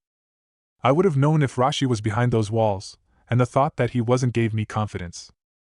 "Come now," I found myself egging on the enemy commander, "come and get your shot at glory. I'm right here. You've broken us. We've called for a retreat. Come and get us already, whoever you are." Nothing happened. Had they intuited it after all? Had attacking them with water been too obvious of a lure? Then a war cry rose from behind the palisade, a cheer followed, and soon I made out a swell of IWA nin vaulting over the wall, onto the beach. Shields made of earth hovered in front and above them, coming closer as they began their advance to hunt down the retreating enemy. My heart grew lighter at the sight of so many running across the river, secure in their imminent victory. Even if we didn't get all of them and a few stayed behind that palisade, this was more than enough to even out the numbers. I rushed through a sequence of hand seals and blew life into a single, weak fireball, the signal. Like a lantern it arced above Iwa's heads, illuminating their victory-drunk faces before sinking into the water among sizzling and steam. Lightning came racing across the river from 2 sides, arcs zapping up and down, rushing forth to meet Iwa's troops in a storm of high voltage and burnt limbs. Screams rose. The odor of singed flesh crowded the air. A few had jumped before the lightning could get to them, but where would they jump to?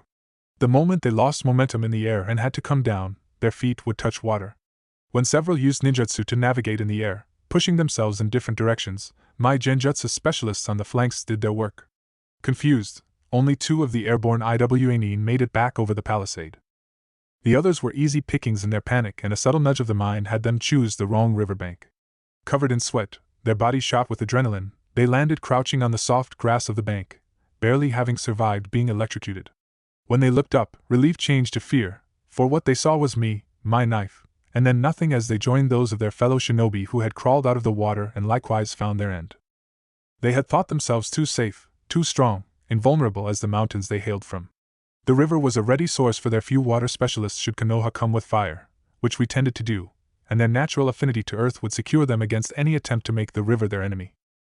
Overconfidence, however, beat every affinity, and it was always lurking just beneath the surface, ready to come up and whisper in your ear, no matter who you were. Because fundamentally, shinobi liked power. They enjoyed it, and whoever said differently was lying. With power came temptation, though, a voice always present in the back of your mind, telling you to show off, to dominate, to shoulder the world. The shapes power took were endless, but if they served your purpose, ready at hand. From inconsequential to monumental, I had suffered all of them. I was sure everyone on my side, and everyone across that river, had done the same. Stoking the confidence of a shinobi, feeding the flames inside him, wasn't difficult. Not at all. Keeping yourself safe from it was the hard part, the one you struggled with your whole life. Because even as I thought those things, I could feel it well up in my chest again, the knowledge that today would be a victory, and that every day from now on would be the same. Why? Because I had made it so, and would make it so once more. A wish so easy to give into, a passion too easy to drown in. This battle, in all its various forms, would play itself out again and again. Today. Tomorrow. Until I stopped being a shinobi, and even then, who knew what would happen? But right now I was alert, and I crushed pride under my heel, because this night was far from over. I had left with a group of 20, and I returned with a group of 20. The latter part had by no means been assured, despite the successful ambush at the banks of the Sherboy River. Behind that palisade had waited another crowd of IWA, hardy and bloodthirsty after having just listened to the screams of their brethren, and like enraged bears they had clawed at us, nothing but a red desire for vengeance in their eyes. I would have fought the same were the roles reversed, but I had no pity left. Every swipe of their claw was answered in kind, and by the end of it they lay dead while the men and women under my command, though injured, lived long enough for Miko and the other medic Nin to treat them. Now, back at camp and all the adrenaline of the fight gone from my body, the 48 hours of rest I gave myself before setting out with the next force made time pass in a crawl. In the morning I would meet with Shikamaru to work through the reports that had stacked up during my absence, while also using the chance to draw up plans for the inevitable storm on Kumi Castle. In the afternoons I held training sessions, which turned out to be more popular than expected. Some jonin preferred to hone their styles in private, but a few of them and many chunin came in their spare time. I made the best of it. Every shinobi who could be taught a trick or two was one more finger raised to death. In the meanwhile, I also learned a soundproofing genjutsu from one of our experts. A clone would keep it up while I slept. My people should not have to hear me scream and flail at night, which sadly was still a regular occurrence after waterfall. I had avoided it on the mission by not sleeping and being done within a day and a half. But no one could guarantee that this would work again. During my regular pause at the coffee tent, I kept my ear to the ground, listening to the pulse within the camp. Everyone and their dog had an opinion on what had happened in Waterfall. Some came closer to the truth than others. For the most part, though, they understood the results, but not what had caused them. I would keep it that way. Waterfall would be a dark chapter in Konoha's history that only a few ever got to read. How many of those chapters already made up the village was hard to tell. How many had my father written? How many the old man, and every other Hokage? Not knowing might be safer for my sanity. The same night, as I was doing the rounds, I heard bits and pieces from all over the encampment. As was tradition, the people thirsted for more, and newer, things. Soon the tale of our ambush at the Sherboy River was starting to make an appearance, sending the speculations about Waterfall away with a pat on the back. "Only scratches?" they asked. "Only scratches," the Chunin girl specializing in lightning returned with newfound confidence. "Hell of a first gig. Should have seen them running. And then the lightning. Would have liked to be there myself. Must have been a spectacle. You don't know the half of it. Caught every damn boulder on our way. And what about? Finished them off, no sweat." And on it went. The story certainly lifted their spirits. Later I learned from Shikamaru that a crate of sake had been liberated from the stores, and subsequently been tackled and reduced to nothing that night. Songs rose, people got drunk and found comfort in each other's arms, and 2 brawls started and were ended just as quickly when either Shikamaru or I appeared in the periphery. They'd had little enough to celebrate these past months in grass that I didn't begrudge them the night of revelry. I did, however, remember every voice I heard that night, and being able to put name to face, in the early morning hours, with barely a bird awake, I called them all at once for a good training session to get rid of the hangover and discipline them for the stolen crate. A camp had to have rules after all. I was sure Kakashi would have approved. Time went by. Every 3rd or 4th day I would set out with a force tailored to the surroundings of whatever location we were attacking. Iwa had grown more cautious, and our wounded more numerous, along the way. And yet it worked. Step by step, as their attention was divided between grass and waterfall, we drove Iwa farther inland, tightening the noose around Kumi Castle. The day we would storm that pile of rubble wasn't too far off now. With or without Fu. During the 3rd week, I extended my training from afternoon into night. Word spread. More and more shinobi were dropping in for longer and longer sessions. They had shown me respect when I took over command, but the admiration when they crossed paths with me now, and their eagerness, was strange beyond belief. I suspected that Haru was involved somehow. Out of respect for Subaru, though no one knew the details of his death, he had taken to wearing a white sash, reminiscent at least in part of the formal Hyuga garb. I tried to avoid looking at this constant reminder, but Haru often sought my company, and where he went, so did his zeal, which shone bright and eager in every eye. They love you, Shikamaru told me one noon in my tent. I laughed. Why would they? They haven't known me for a year. I damn well lost my first major battle. Respect me? Sure. I'm their commander, after all. But love? Not by a long shot. He put down the report he'd been reading. I'm amazed you can't see it. You're the epitome of a story to them. A horror story, most likely. Troublesome. Think about it. He fished a cigarette out of his vest pocket. You started as small as one could in Konoha, and made it all the way up to a large command. You've got a beautiful wife, who is also a Hyuga, and not just any Hyuga, but the eldest daughter of the clan head. In your first years of service, you have lost 0 men on your teams. Do you know how rare that is? I was with you most of the time, and I still can't believe we made it that long without losing a single shinobi. Kumi Castle. You lost that battle, he said, taking a long drag. But even though we were ambushed and pincered, more than half of our men have survived that disaster because of your clones. They saw you leap all over the field, helping comrade after comrade, all while holding another Jinchuriki at bay. Then we went to Waterfall, and suddenly Iwa is pulling back. And now? Now you're even leading strike forces deep into their territory, herding Iwa like cattle toward the castle. You've almost completely negated their numeric advantage. Can't you see that? We turned a horrible situation around. Or rather, you turned it around. The stories you hear around the fires are nothing short of amazing. Shikamaru bared his teeth in a grin. By the time those stories reach Konoha, they'll have made you into a god. His words kept bouncing around in my head long after he was gone, but I couldn't bring myself to believe him fully. Even so, a god? But at what cost? I excused myself from my duty that day and sought out a quiet place, taking Kuratsuchi's diary with me. I had stopped reading after Kumi Castle, the memory of Rashi too fresh, too painful, to read about him in a good light. As I leafed through the pages, I noticed that finishing up the diary wouldn't take too much boldness after all. Kuratsuchi had only a few entries left, the majority of pages at the end were blank, the paper wrinkled at times where wet spots had dried. I sunk into her world, into strange missions, stranger training, and an easy companionship with my worst enemy in grass, until I came to the last entry. It's been a long time since I last wrote, but I didn't have the time. The war took all of us by surprise, but there we are. Rashi is confusing me, too. I can't tell if he's excited for the battles ahead or afraid. He should be the former. I know he loves fighting, especially strong enemies.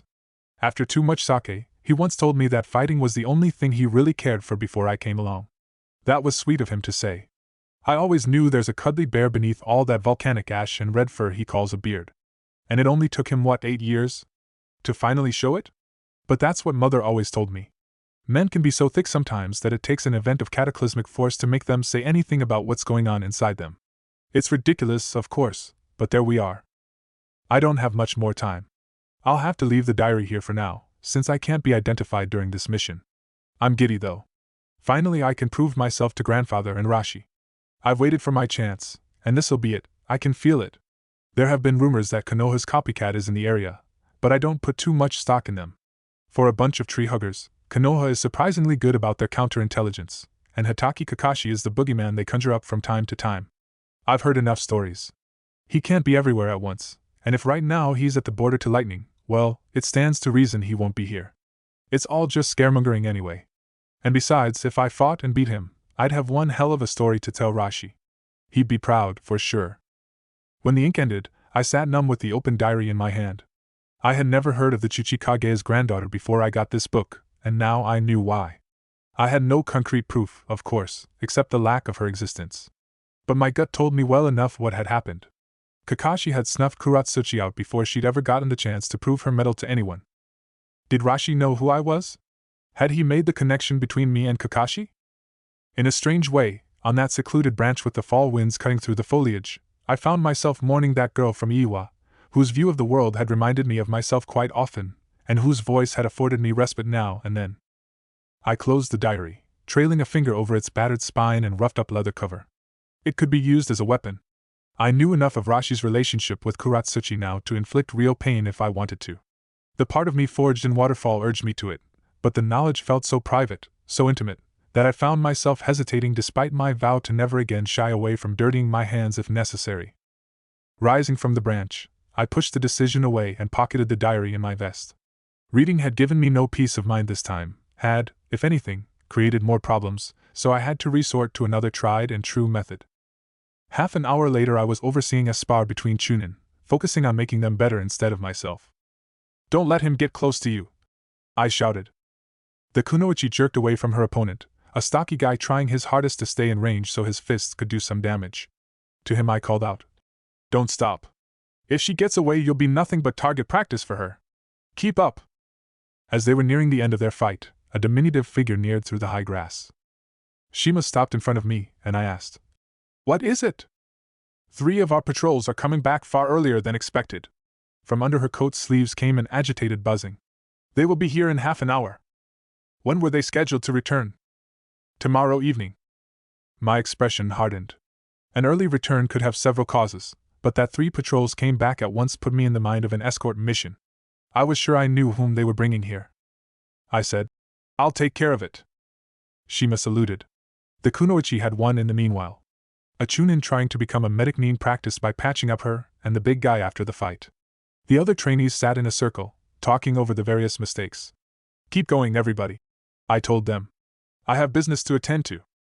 Everyone, even the 2 wounded, scrambled to their feet and cried out, "Sir!"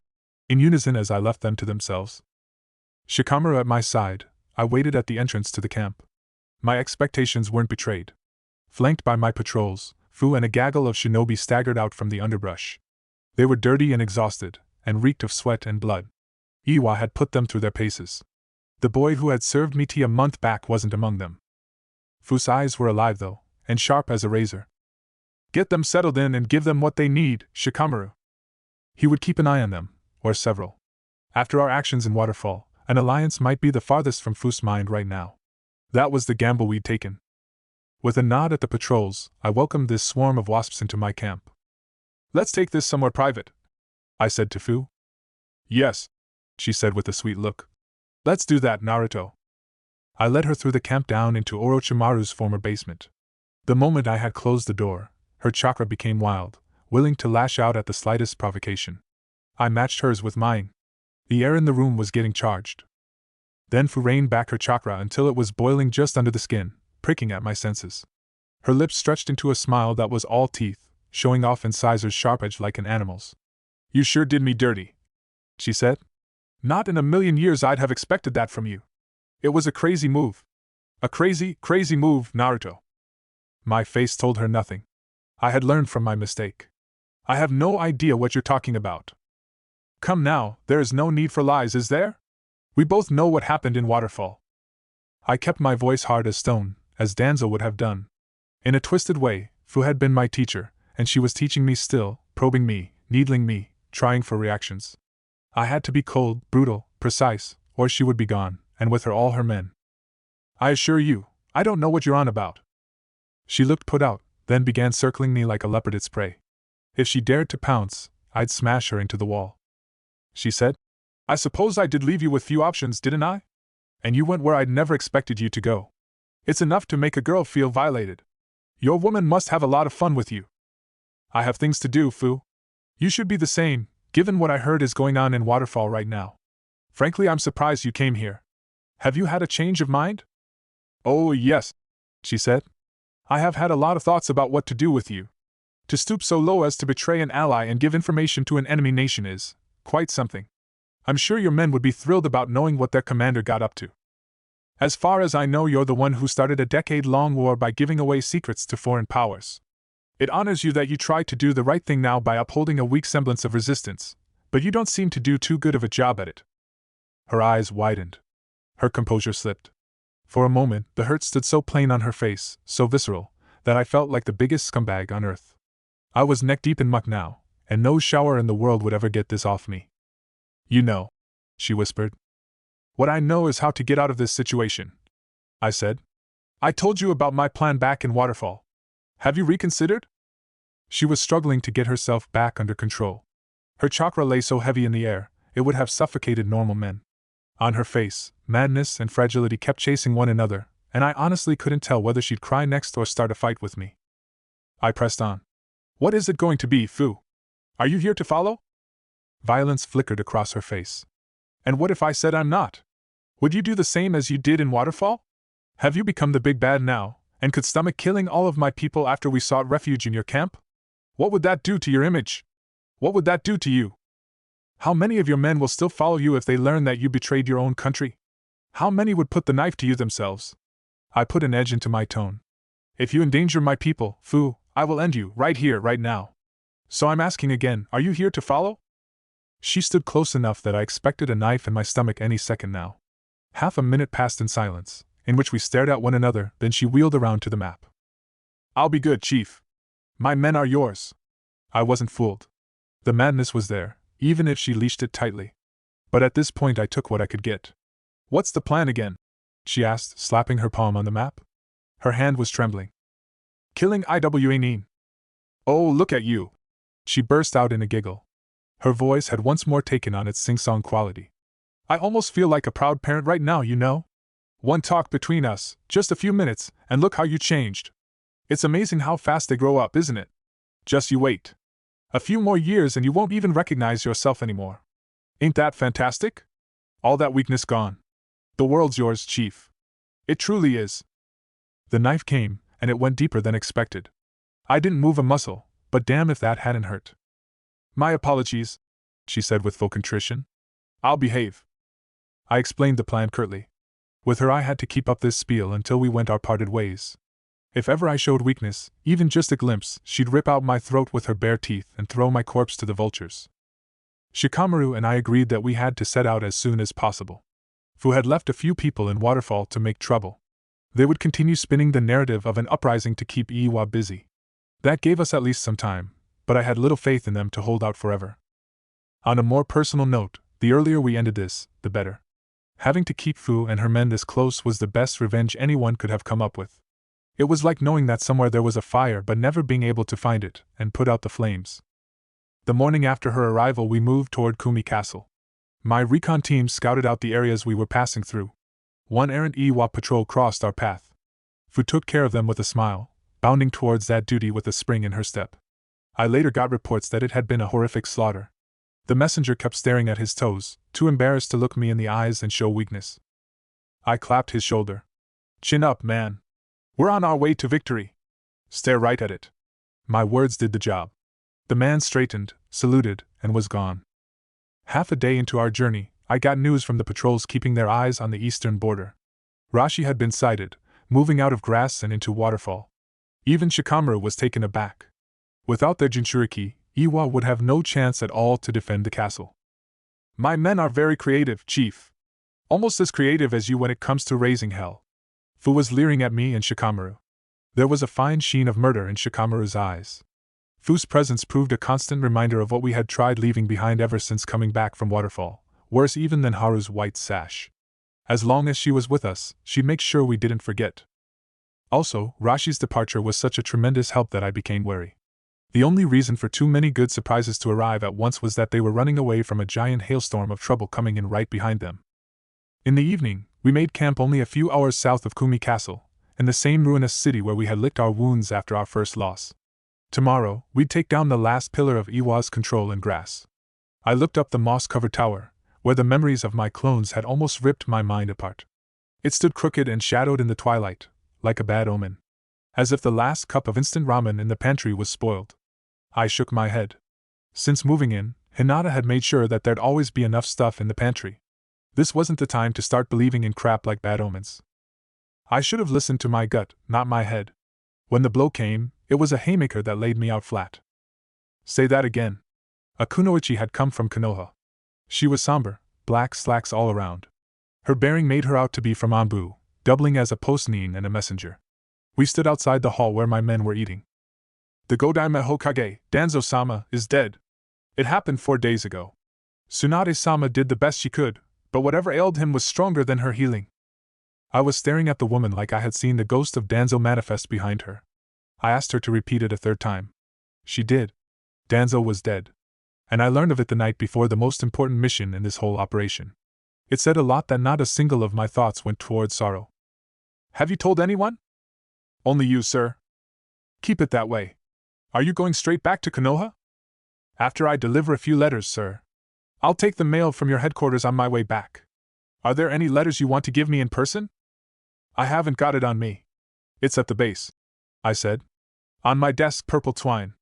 It goes to my wife, Uzumaki Hinata. The messenger was waiting for me to dismiss her. I gave her a nod, and she vanished inside the hall, handing out letters.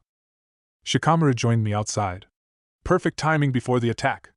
Cigarette smoke was writhing upwards the moment he stepped across the sill. Reading news from home will do the men some good. You're going to die early if you keep that pace, I said. Smoking won't kill me earlier than this work, that's for sure. His brow furrowed. You look as if you've seen a ghost. You're on the right track. Everyone was inside to read and eat, but I couldn't chance being overheard. I pulled up a sound genjutsu. It went more or less smoothly. The weeks of training had paid off. Danzo is dead. Shikamaru stared at me blankly for a while, ash towering on his cigarette stub. Then he closed his eyes and took a deep breath. I could hear him count to 10 in his mind. He looked like I felt. This is bad news, he said.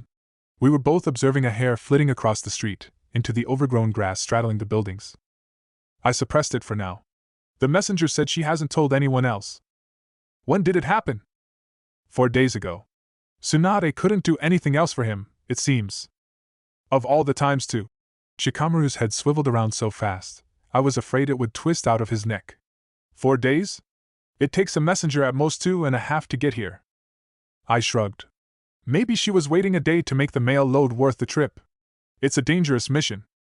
Have you any idea what? The door to the hall jarred open. I dispelled the sound illusion the moment Haru stepped out to us. His face looked more concerned than usual. From inside the hall came a murmur of voices that steadily grew louder. Sir? What is it, Haru? Would you talk about the issue of Danzo-sama's death, sir? The men just read the news. They are getting restless. I stared at him. Read the news? Then it struck me. The letters, 2 words that kept hammering my mind as if it were a training log. The letters. The letters. The fucking letters. Sir? I snapped out of it. Shikamaru was fingering the pack of cigarettes in his vest pocket, fishing for the next one. I would take up an unhealthy habit too. Something I could spite death with and shout, "Come and get me if you dare." I'll speak to them in a few, I told Haru. He nodded and went back inside. The door closed, dimming the light and reducing the noise. I pulled up the sound illusion again. I can't believe I didn't think about the letters, I said to Shikamaru. On a scale of 1 to 10, how screwed am I? I'd give it a solid 8, he said. Morale is a fickle thing, but so far I've never heard a story where the death of a leader has raised it. Right before the attack, I knew things were going too well. I barked a laugh. Damn this place. Damn this fucking war. I don't want to anymore, Shikamaru. I've had enough of this shit. All I want is to be home with my family. So does everybody else, he said. Their best chance to make it back to them is you keeping it together. That's your responsibility. I didn't ask for it. You chose command. It wasn't much of a choice, was it? I said heatedly. Shikamaru leaned back against the building. So you would have done any different had Danzo given you the option to say no? I find that hard to believe. I was very nearly about to stomp my foot like a 5-year-old, and just about held myself back. I was hot all over my body, and sweating all of a sudden. My arms were shaking. The owls seemed distant at first, and then as if they were right next to me, their hoots vibrating in my ears and stomach. I looked around, my eyes seizing on nothing and everything at once. Hold it together and take responsibility for everyone inside that hall? I was about to laugh when my facial muscles contracted. I stopped in this frozen, open-mouthed and soundless cry, and then snapped my mouth shut like a box that held all the horrors of the world in it. Deep breaths. In, out. In, out. In, out. Align it with your heart. It was still beating, quick but slowing now. Shikamaru was saying something. I didn't understand him. In, out.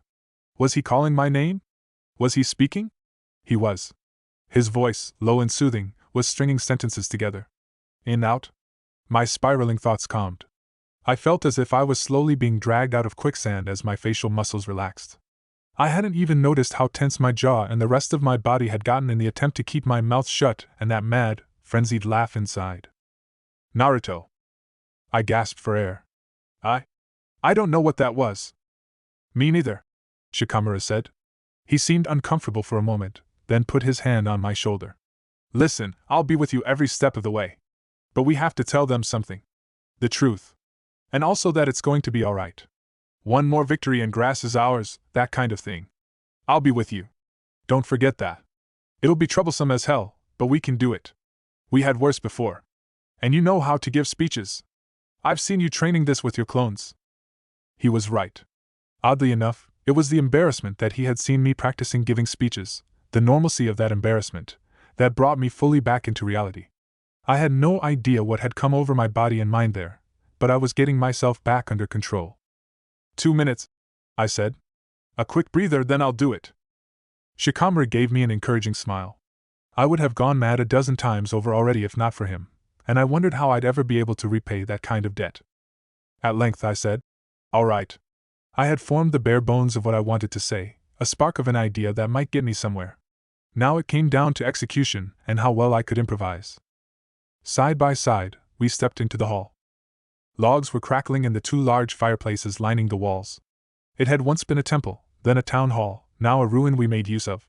There was a cold draft, the wind kept rattling the shutters. The tables, some fixed, some broken, formed ranks in front of the fires. Shinobi and kunoichi sat on benches, hunched over bowls of barley gruel. A few nibbled on ration bars, others were done with food and kept to their canteens. There was a conversation in the air, growing loudest where Shinobi had opened the letters that were now lying on the table. Everyone in reach was trying to glimpse new information, even though the letter had likely been read a dozen times already. When I crossed the hall, each step felt as if I had Lee's weights bound to my ankles.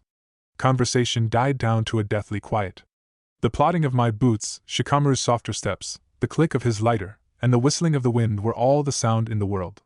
It was a solemn mood as we took up position in front of the tables, on a stone elevation where decades ago priests had preached, and mayors had announced. The eyes of about 200 people followed every one of my motions, Fus among them. She was leaning against the wall opposite the fireplaces, watching me with an unreadable face as I let my gaze swivel across the hall. No matter how much I wanted to get this over with, I couldn't allow myself to rush this. Gigi had been a fantastic storyteller. He'd been slow and steady, raising and lowering his voice when he had to, but always having me hang on his lips for the next word. I would never be even half as good, but I had to give it my best now.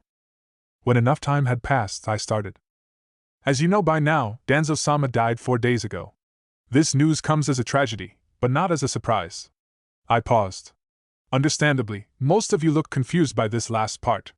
But our Godaime had already been battling with an illness, a poison to be exact, before we set out to make grass our own. Naruto. Shikamaru's whisper was urgent. You couldn't know this. I went on, keeping my tone somber. What I'm revealing right now was, and still is, classified as an S-rank secret. The brass will give me no end of trouble for telling you, that's how they are, but right now I don't rightly care for what the brass has to say. All of you have followed me up to this point. You bled for grass, had friends, even family die for it. You earned the right to know why we're here. Why this campaign is possible. And more importantly, who made it so. I let them chew on these words for a moment, then continued. This place is ours, because the Godaime gave his life to take out Orochimaru, who had dug in his heels right here in grass. A murmur rippled through the room. Even decades after his treachery, Orochimaru's name hadn't lost any of its menace. Most of you have seen the inside of his hideout, where he conducted his experiments. It is the same kind of torture he'd visited on us when he was still a Konohanin. Some have probably wondered why he isn't stopping our operations in this country, where he had managed to evade our reach for years. Well, that is the reason. Orochimaru was a snake, slippery and quick to escape no matter who was hunting him. Jonin, ANBU, Jiraiya and Tsunade of the Sannin, it didn't matter, did it? For all their strength they failed to catch him. Then Danzo-sama went to grass. He found the snake. He killed it. And he suffered the price for his courage. For the bravery necessary to take on Konoha's largest shadow. To rid us of our worst nightmare. I knew from personal experience that every child of Konoha grew up with a fervent love for the Hokage. Time might dull that adoration. War sometimes smeared it with dirt until it was unrecognizable. But even if the will of fire was reduced to nothing but glowing embers and ashes, it would never go out completely. All it needed was the right wind to rekindle it, and to fan it up again into the bonfire it once was. In the faces before me shone a sudden fire of loyalty and imagined heroism that set the hairs on my neck to stand straight. I grew louder as I went on. Now we are here, in grass, the very place the Godaime fought in. The very place he sacrificed his future for our future. He not only rid us of Orochimaru, but also gave us this chance to gain control of the war, to bring an end to it. Danzo-sama was the epitome of what a Hokage ought to be. And his last mission for us was to take this country, to control grass, every damn inch of it, from the rivers down south to the mountains up north, and everything in between. And I thrust my fist at the direction of Kumi Castle. I count that castle among those inches. And I will take it down, brick by brick if I have to, if it means kicking out Iwa from the place the Godaime died for. If it means winning this war. For Konoha! There was no need for me to say anything else. The hall picked up the last word I had roared at them, and from every corner flung these 3 syllables back at me. Konoha! Konoha! They were stomping their feet and bashing their canteens and fists on the table. From the rafters it echoed. Konoha! Konoha! Shikamaru looked as though he couldn't decide whether to be happy or worried. I had motivated them all right. I had also given up a secret that hadn't been mine to give. Eventually he shrugged, flicked away the butt of his cigarette, and raised his fist in the air with all the others who had done so. He, too, began to shout. Konoha! Konoha! In that swell of noise, I took special note of Fu's corner. Her men looked out of their element, and, in their dwindled numbers, uncomfortable with the sudden aggressive sounds all around them. Fu herself sketched a tiny bow and shot me an insufferable smirk. She knew, then, that even though the facts were correct, I didn't quite believe what I had said. But right now it didn't matter how dirty I felt. My people cried out for victory in every syllable, and only a fool would not answer their call. Amidst all the chanting, Haru, having stood in the front row with an expression of ecstatic fervor, sprang forward. In one tug he ripped the white sash from his belt and threw it onto the stage. It landed in front of my feet, and lay there outstretched like a shawl, a flag of some kind. A flag of what, though? I had no clue what he was up to.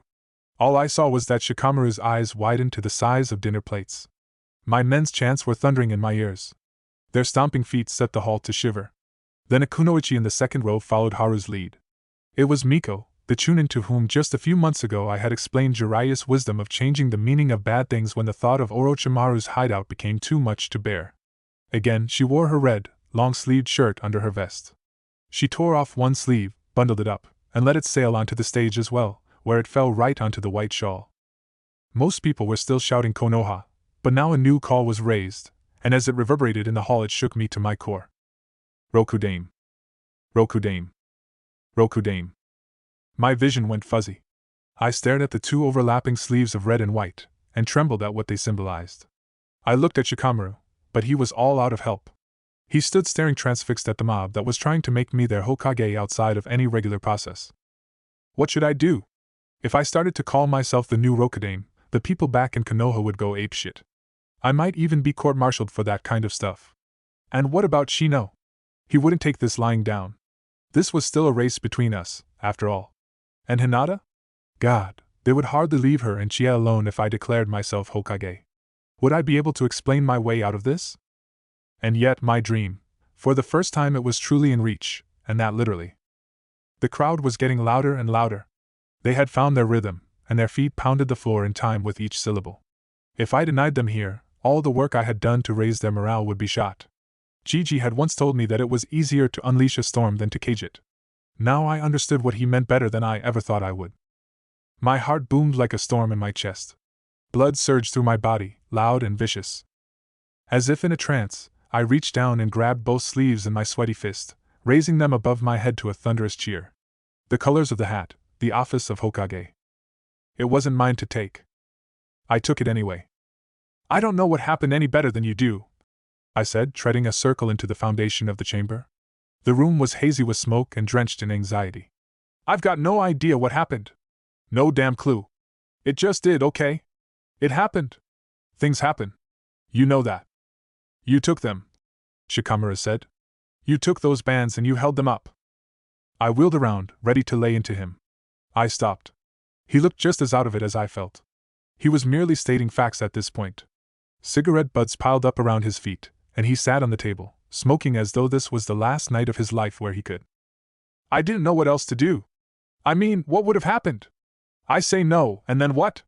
They're getting down in the dumps and Iiwa slaughters us tomorrow? I resumed my pacing. I had to. That's what I'll say to the brass if they ask. I had to. It's the truth. Things went out of control, I acted, things got better. That ought to make them see. I'm not sure they'll view it that way. Well, what else was I supposed to do? Shikamaru reached for the sake instead of answering. The operation would begin in 6 hours. Do I call you Hokage-sama now? I don't know, I said, taking a deep draught from the bottle myself. I don't know, okay? It sounds strange. It's unofficial anyway. You think they'll call me Hokage-sama when I go out there? After tonight? I wouldn't put it past them. I stopped at the shuttered window. My hands had been nervous the whole time. Again and again they found their way to the red and white sleeves that were tied to my vest like tassels now. I don't know what to do. What can I do? They would have been the worst kind of suckers tomorrow had I thrown those sleeves away. It's impossible. I had to. I guess so. It'll be a hard thing to sell the brass, no matter how we spin it. Damn it, Shikamaru, what am I supposed to do? I ran my hand through my hair. This isn't how I wanted it to happen. Are you sure? What do you mean? Are you sure this isn't how you wanted it to happen?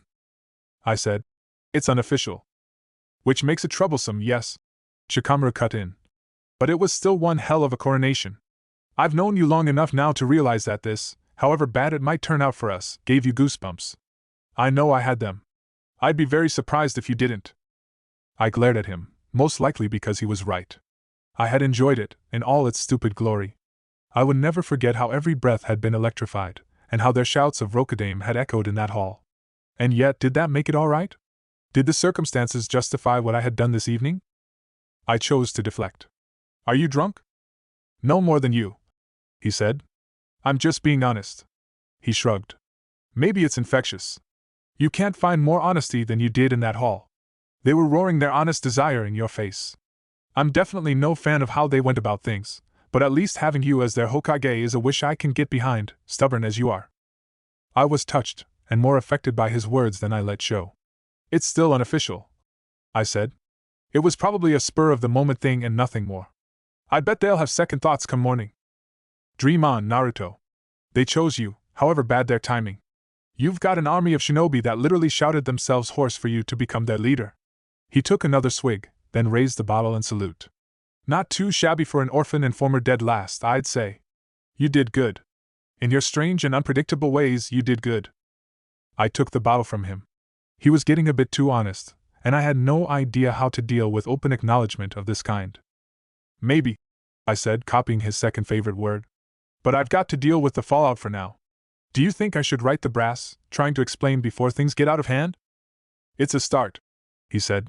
They'll be mad no matter what you do, but better they hear it from you than some random messenger. Can you imagine the look on their faces if some chunin tells them that they've got a new Rokudaime they know nothing about? I let slip a laugh before sobering up again. The liquor was getting to me, too. That's actually not that funny if you think a bit longer about it, I said. I'll write that in the letter, too. That I had no other choice. That it's only temporary. A morale thing. I'll give them grass on a platter for it. And maybe even Waterfall being pacified, and Iwa driven out of there. That ought to calm them down. You're making an awful amount of promises. It's about all I can do. Otherwise they'll send ANBU to cart me away the moment they hear of this. I don't even want to know what Hinata is going to think. How's that for staying out of trouble, huh? A good job you did keeping me safe. Hinata won't be happy with you either. He avoided my eyes, and I waved him off. Don't sweat it. I'm not mad about that stuff anymore. I held up the red and white tassels. As you might have noticed, right now I've got bigger problems. That's an understatement. Imagine the stories you can tell Chia when she's old enough. I laughed. And that, honey, is how they made me the illegal Rokudaime. What do you think of your old man now, eh? My face fell. Damn, I really can't see the humor in this for longer than a second. They'll fry me alive. Then we should get started on that letter. So we did, both sitting bent over a scroll, trying to find words for the unspeakable thing that had happened, even as the upcoming attack was coming ever closer. I was glad for Shikamaru's intellect. Even drunk, he had more grace in his writing than I at my very best. Whether the brass would take my groveling and run with it, or send a group of Onin after me, I didn't know. Later we decided not to let the men call me Rokudaime, and have them get used to it. Let them see the tassels and draw motivation from that and memory. I'd have them call me sir, as always. I had liked the sound of Rokudaime, though. Only a fool wouldn't be dazzled by its glamour. Chapter 10. The morning came cold and early. It had rained throughout the night, and I stood in the middle of a muddy road, pulling my cloak tight over my vest. The aftershock of the last day sat deep in my bones, but I had no time to explore the deluge of new feelings. I knew the pride. I knew the fear. The rest would sort itself out eventually. You wanted to see me, sir? I nodded to Haru. I've got a mission that I can't trust anyone else with but you. His face turned grave. The word Rokudaime lay heavy on his tongue, but he abided by the rules. What is it, sir? I will see it done. I gave him the scroll Shikamaru and I had worked on during the night. Haru reverently brushed his finger across the black twine that showed its S rank. Get this either to Jiraiya or Tsunade, I said. No one else. You're authorized to use whatever force you deem necessary to get it to them. Jiraiya might not be in Konoha. Tsunade definitely will be, though. Get it to one of them, then come back. Don't read it. Don't let anyone else read it. If someone tries to take it from you, knock them out. Hard and fast. He secured the scroll. I will, sir. I won't allow the mission to be compromised. I clapped his shoulder. By the time you're back, the castle will be ours. And? Haru? Yes, sir? While in Konoha, keep the Rokudaime thing to yourself. Consider this a secondary S-rank mission. I'll make sure you're compensated for both, so you can buy your kids something nice once the campaign is over. I watched his retreating back as he hurried across the rutted path. It was a gamble to send Haru of all people to Konoha, but I counted on his zeal to make him shut up. Besides, this way I avoided him calling out an empire in my name next, or following me into battle and misguidedly taking a blow for me. He was one of the last people from my original squad still alive.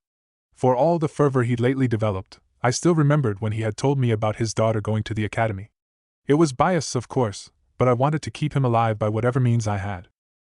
2 hours later, I stood at the same spot from which I had observed Kumi Castle the first time around. Hidden by shrubs and trees, I looked out at the ruined village cozying up to the wall. Iwa's forces were depleted, Rashi had been seen leaving for Waterfall, and I had Fu and her rebels bolstering our numbers. On paper, things looked stellar. But the paper didn't reveal everything. Iwanin were mulish, stubborn bastards, hard of mind and as stony as the wasteland they came from. Even with reduced numbers they would give us one hell of a fight. And I would only believe that Rashi was gone when I had planted Konoha's flag on the castle's highest tower. That red-headed muscle monster had tricked me 2 times now. I wouldn't put it past him to try for a triple. He was a crafty old man, like Gigi had been, and you underestimated those geezers at your peril. Which was beside the point that I still had Fu around. Her troops were vital.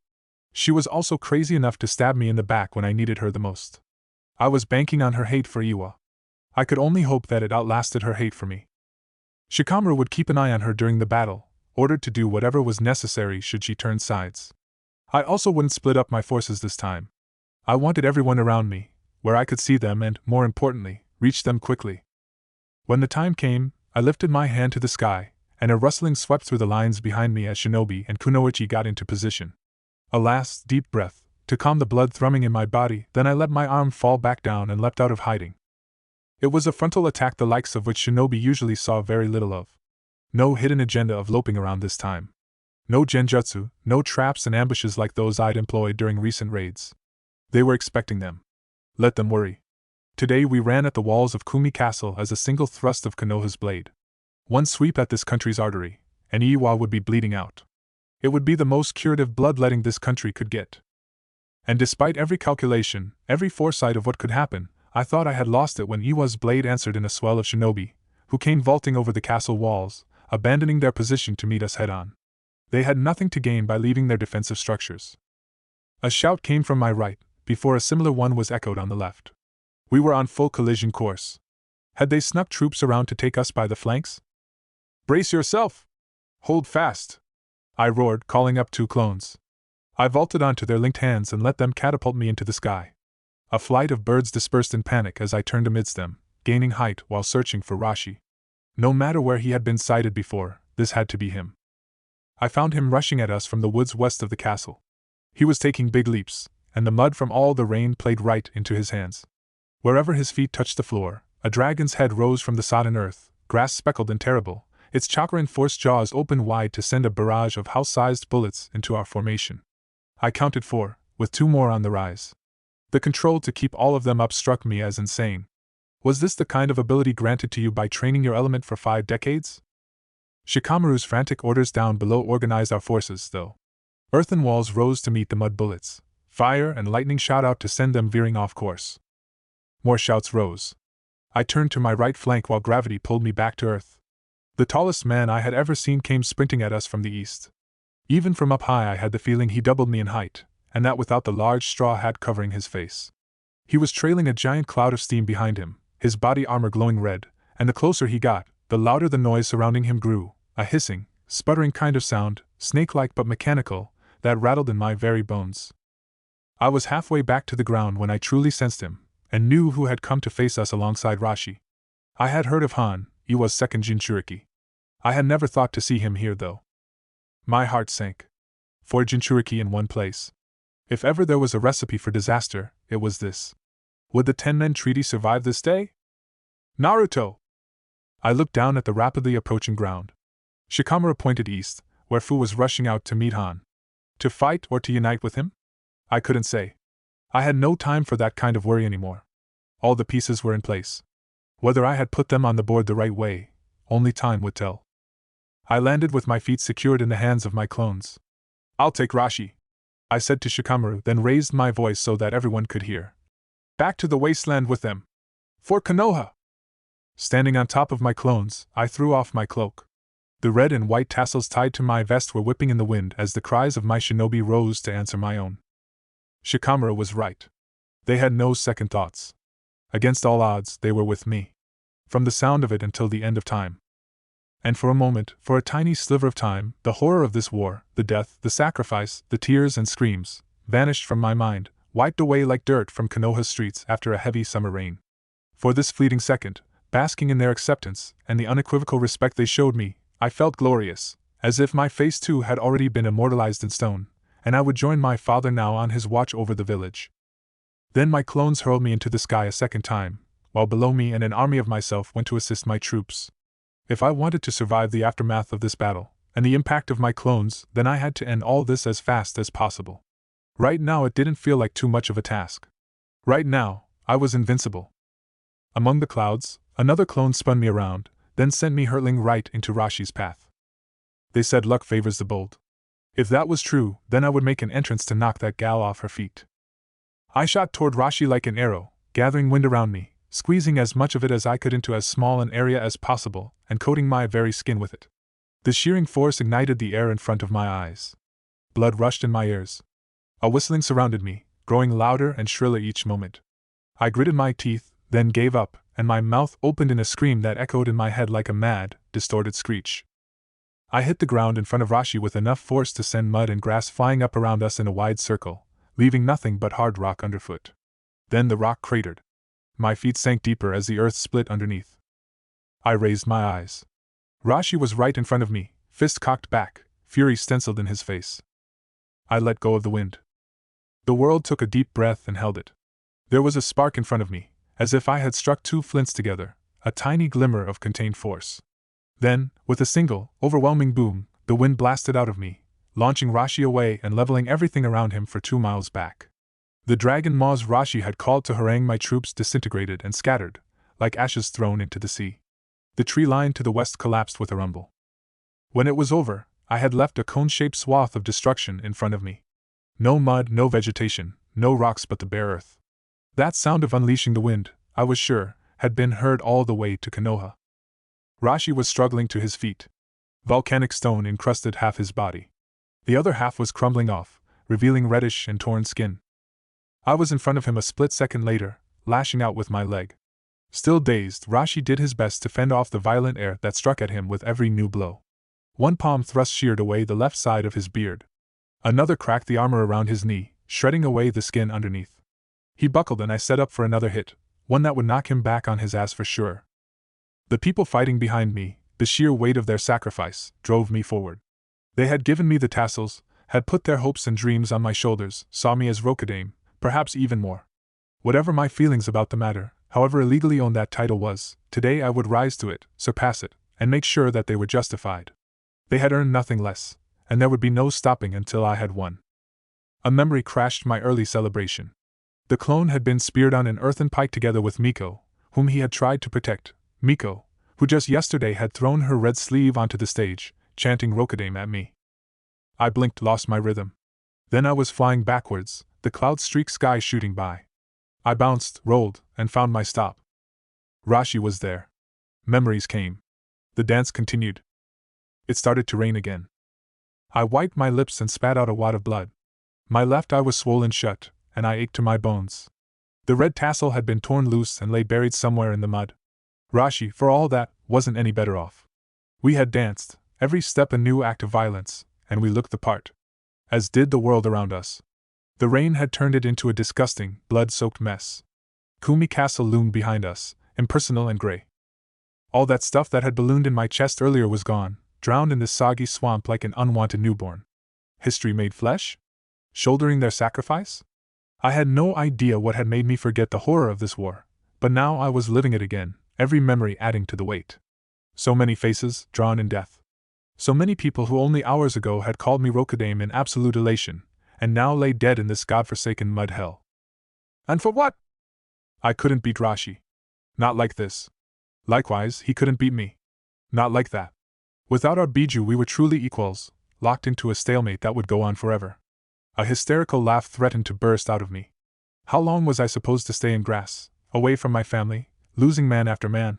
Would Rashi be my enemy for eternity now? He the castle, and I the battering ram?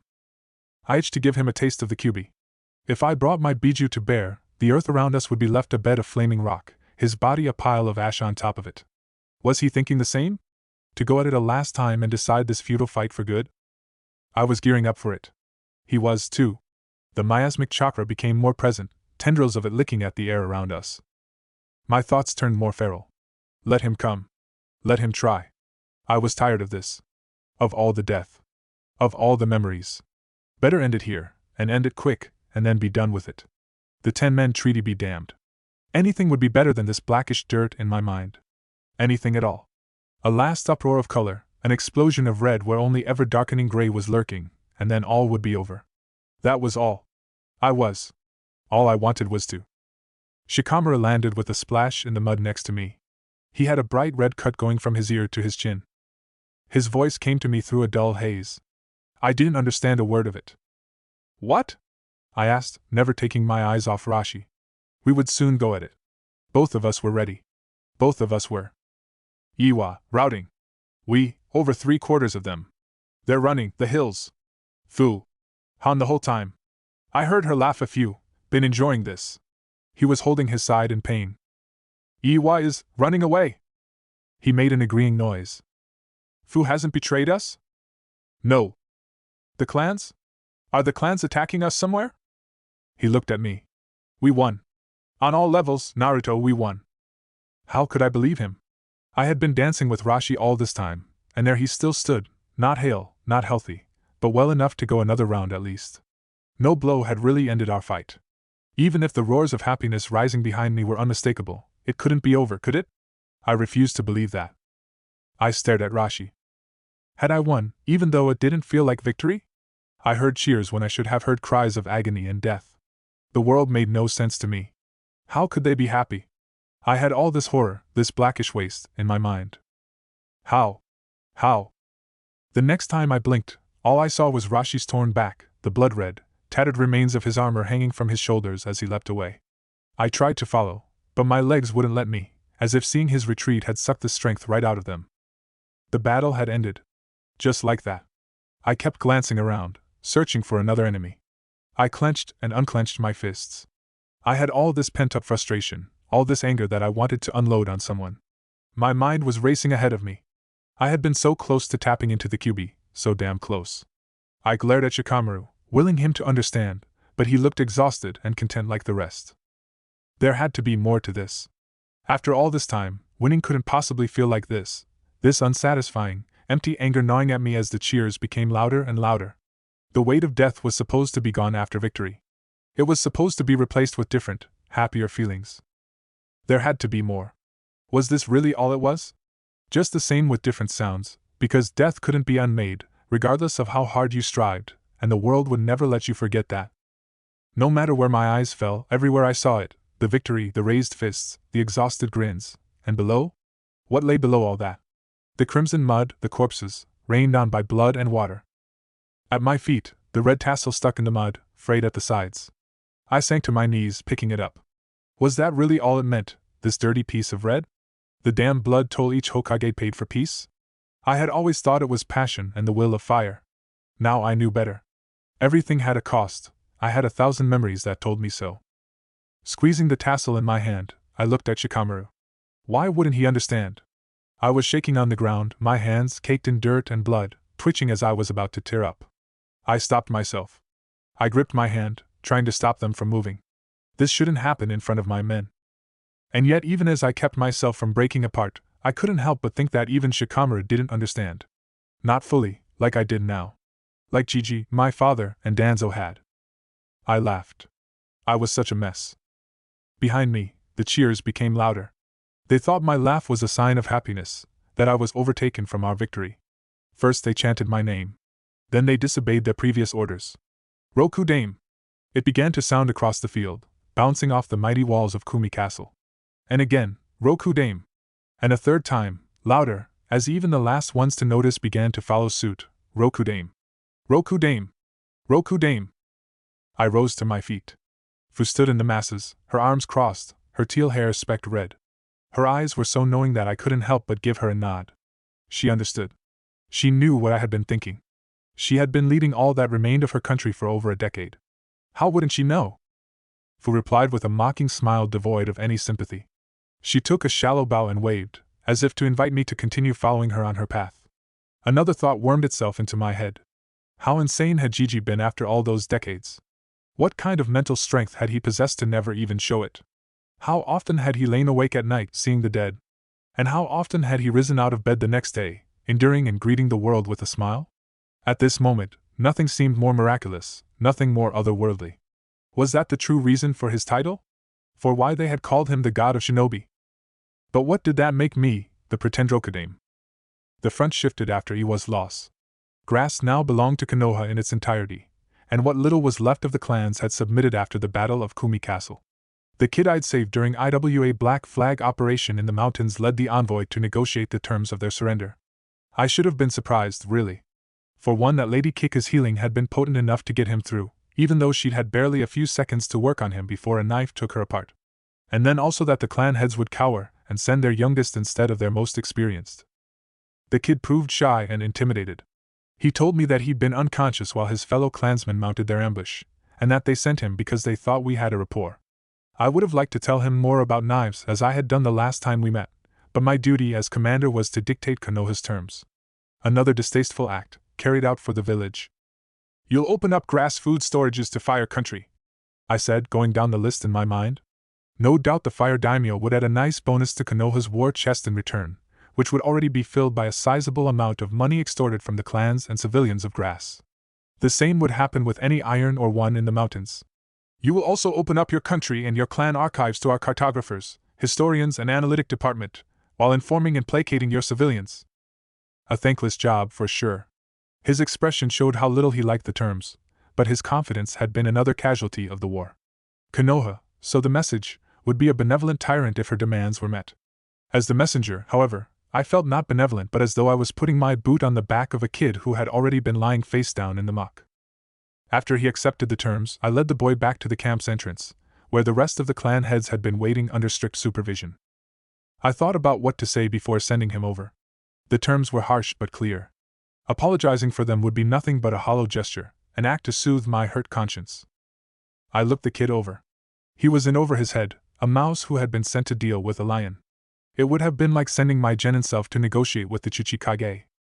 I said, "Your people fought and lost, and nothing you could have said or done would have changed the terms today. But just by being the one at the table with me, you've proven that you got more courage in you than any of these geezers over there. Keep that courage. Become strong. Rise to the top of the clans like Kikyu did. Maybe if you do, grass will make it through this storm. If it's you, there's hope. Good luck." I watched him go. On paper, Danzo's last mission to me had become a full success. I never even had to ask for more troops from the brass. The paper could burst into flames for all I cared. The second part of the plan was enacted soon after. I ordered Shikamaru to stay with half our forces and fortify our position. In the meanwhile, I took the other half and went with food to Waterfall. Iwa's troops were in utter disarray. The news of Rashi's and Han's defeat had destabilized all their efforts. Who could blame them? If the pillars crumbled, the tiles came down in turn. Team 7 had repaired more than one such roof in its time, back when repairing roofs had counted among the most dangerous missions given to fresh genin. When Fu and I entered the battlefield, our reputation running ahead of us at full tilt, whatever kind of resistance Iwa had put up made for the hills. After my fight with Rashi and all the hardship before that, this quick sweep of Waterfall felt similar to dictating my terms to the kid. Iwa was reeling, and I was knocking around a child, nothing more. The events of those weeks were sudden and dreamlike, much like that moment of change in Waterfall when Shikamaru and I first emerged from our days of slaughter and walked into the warm colors of a welcoming home, an orchard, a breeze of fresh conversation that had gone beyond the muted grunts of approval after yet another kill. It was like dipping into the ocean, leaving the outside world behind and yourself open to explore this new feeling of seeing a different plane altogether. As if our victory in grass had been the catalyst, major forces on the continent started to move. What had seemed like intractable differences between the Big Five were suddenly called into question. News from the Water Lightning Front read, the Raikage, having made no headway for 3 years, was finally considering to talk. Likely he didn't want to lose any more face. Lightning had always been a prideful nation, proud most of all of their military might.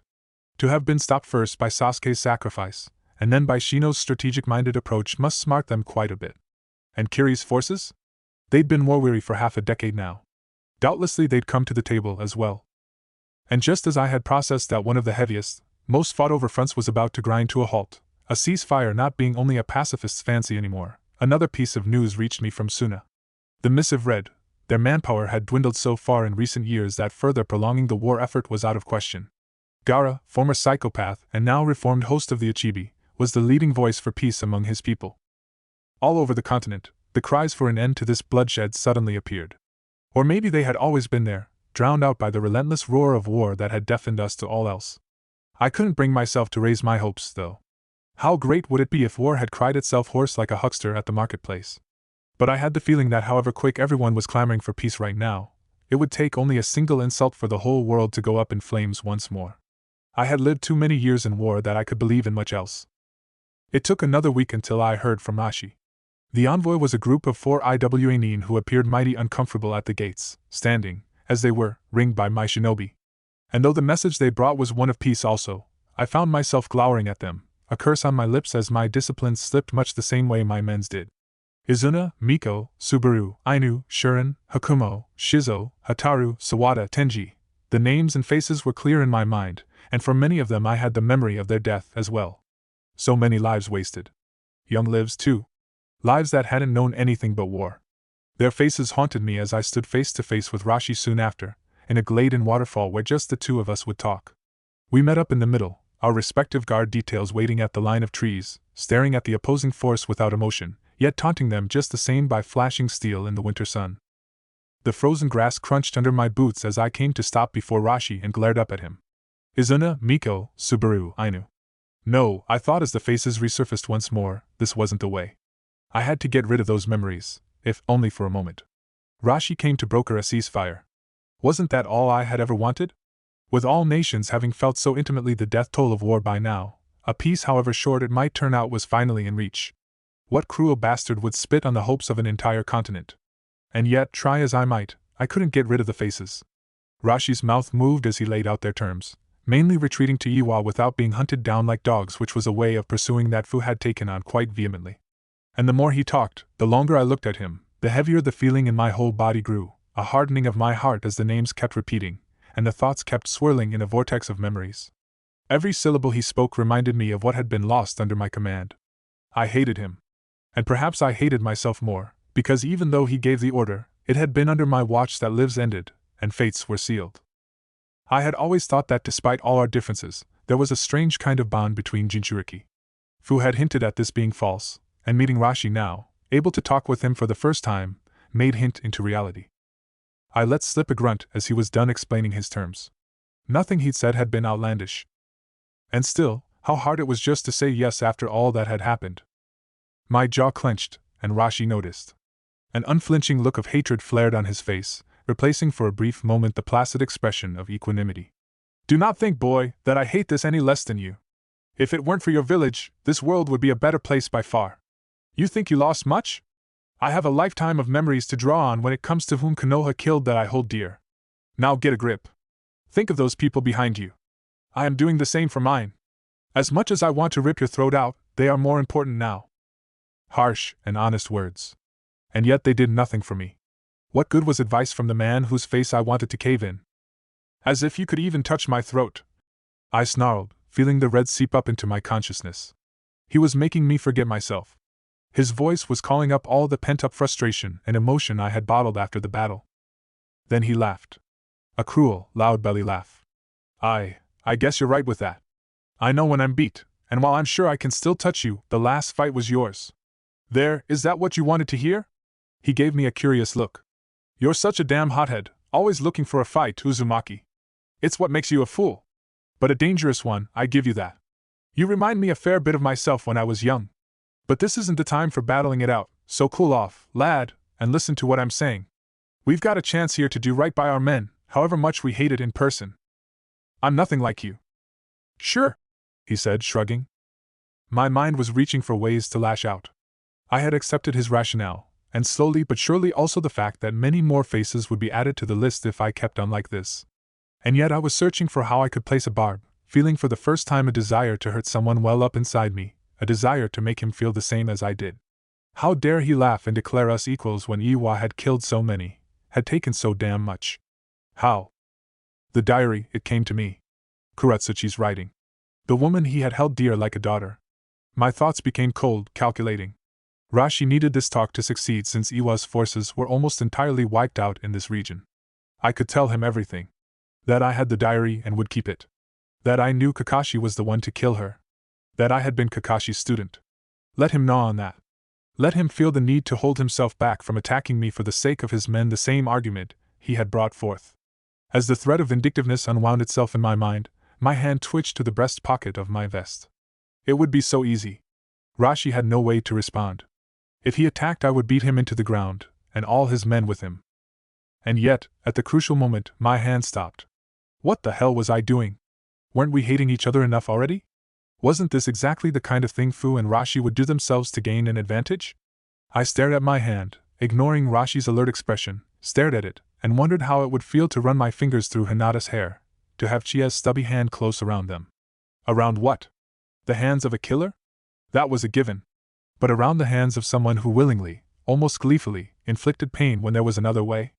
The thought that this was what command had made me startled me, made my heart beat at a savage pace, and heat rise to my face. Had Rashi been right? Were we that similar? Would I that easily let myself become the type of man whom I had always despised? No. I wouldn't become him. I would. I didn't know what I would. All I could think of was to stay as far away from being like him as possible.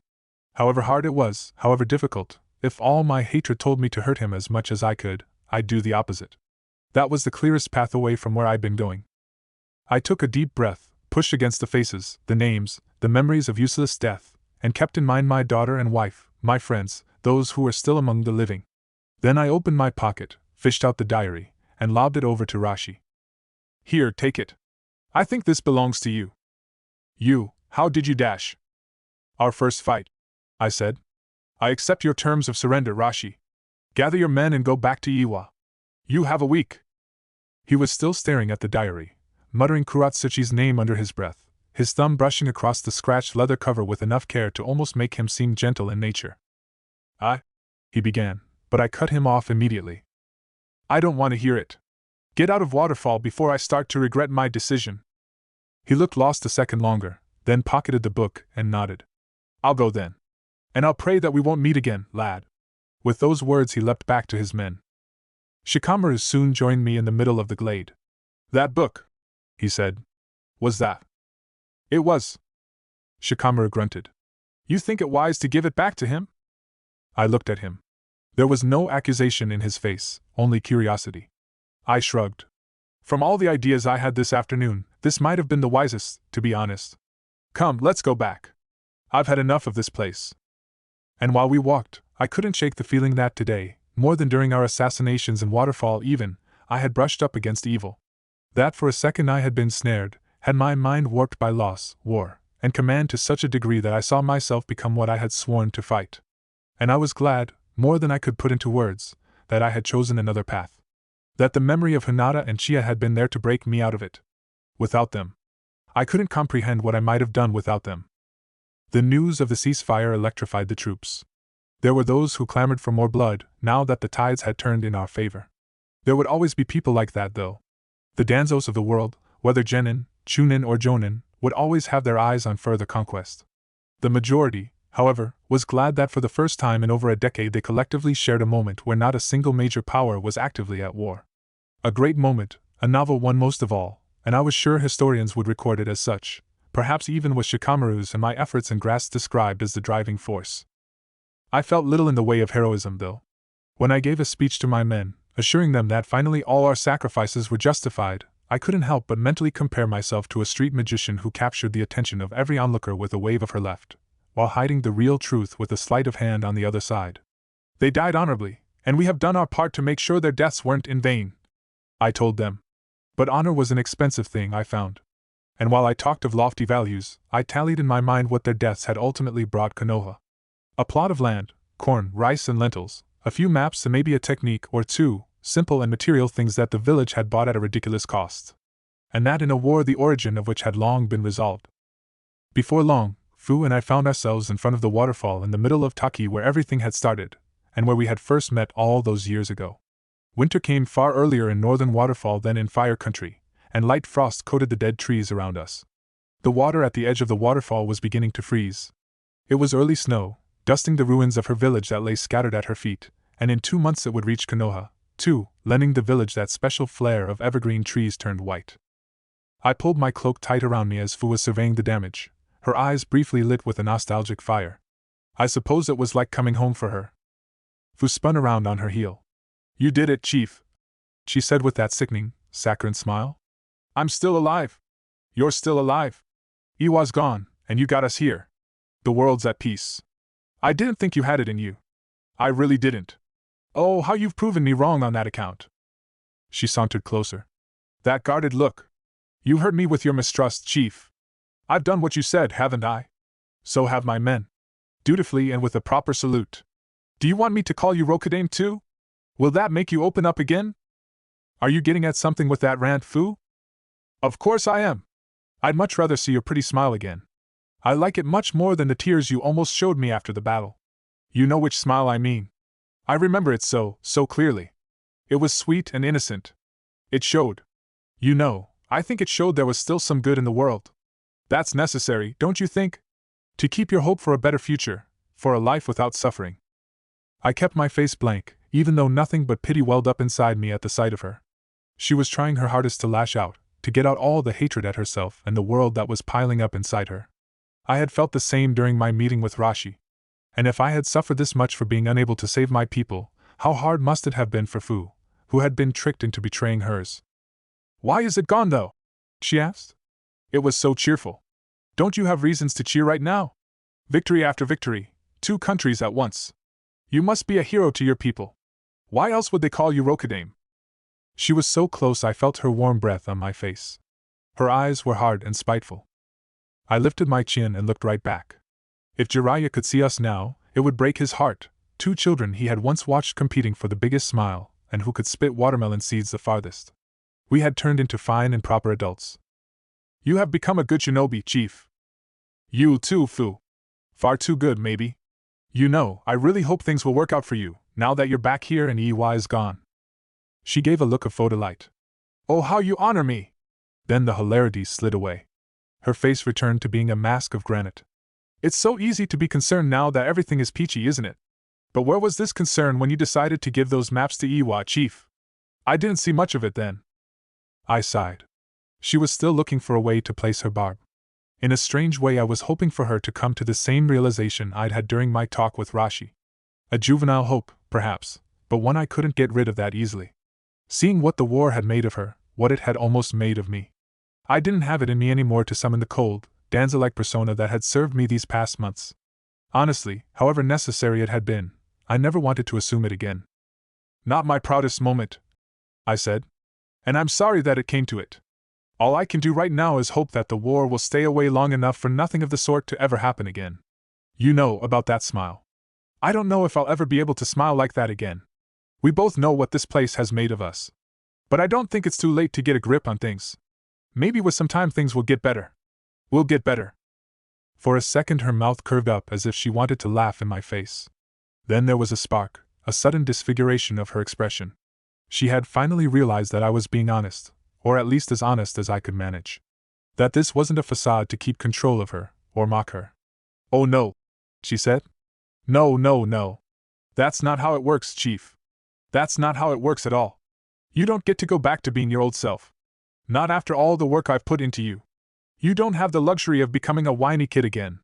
No one has. Not you, not I. You hear me? No one.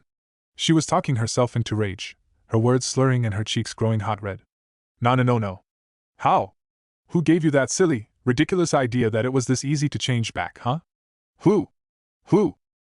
Her eyes had grown wide as she was trying and failing to get a grip on herself.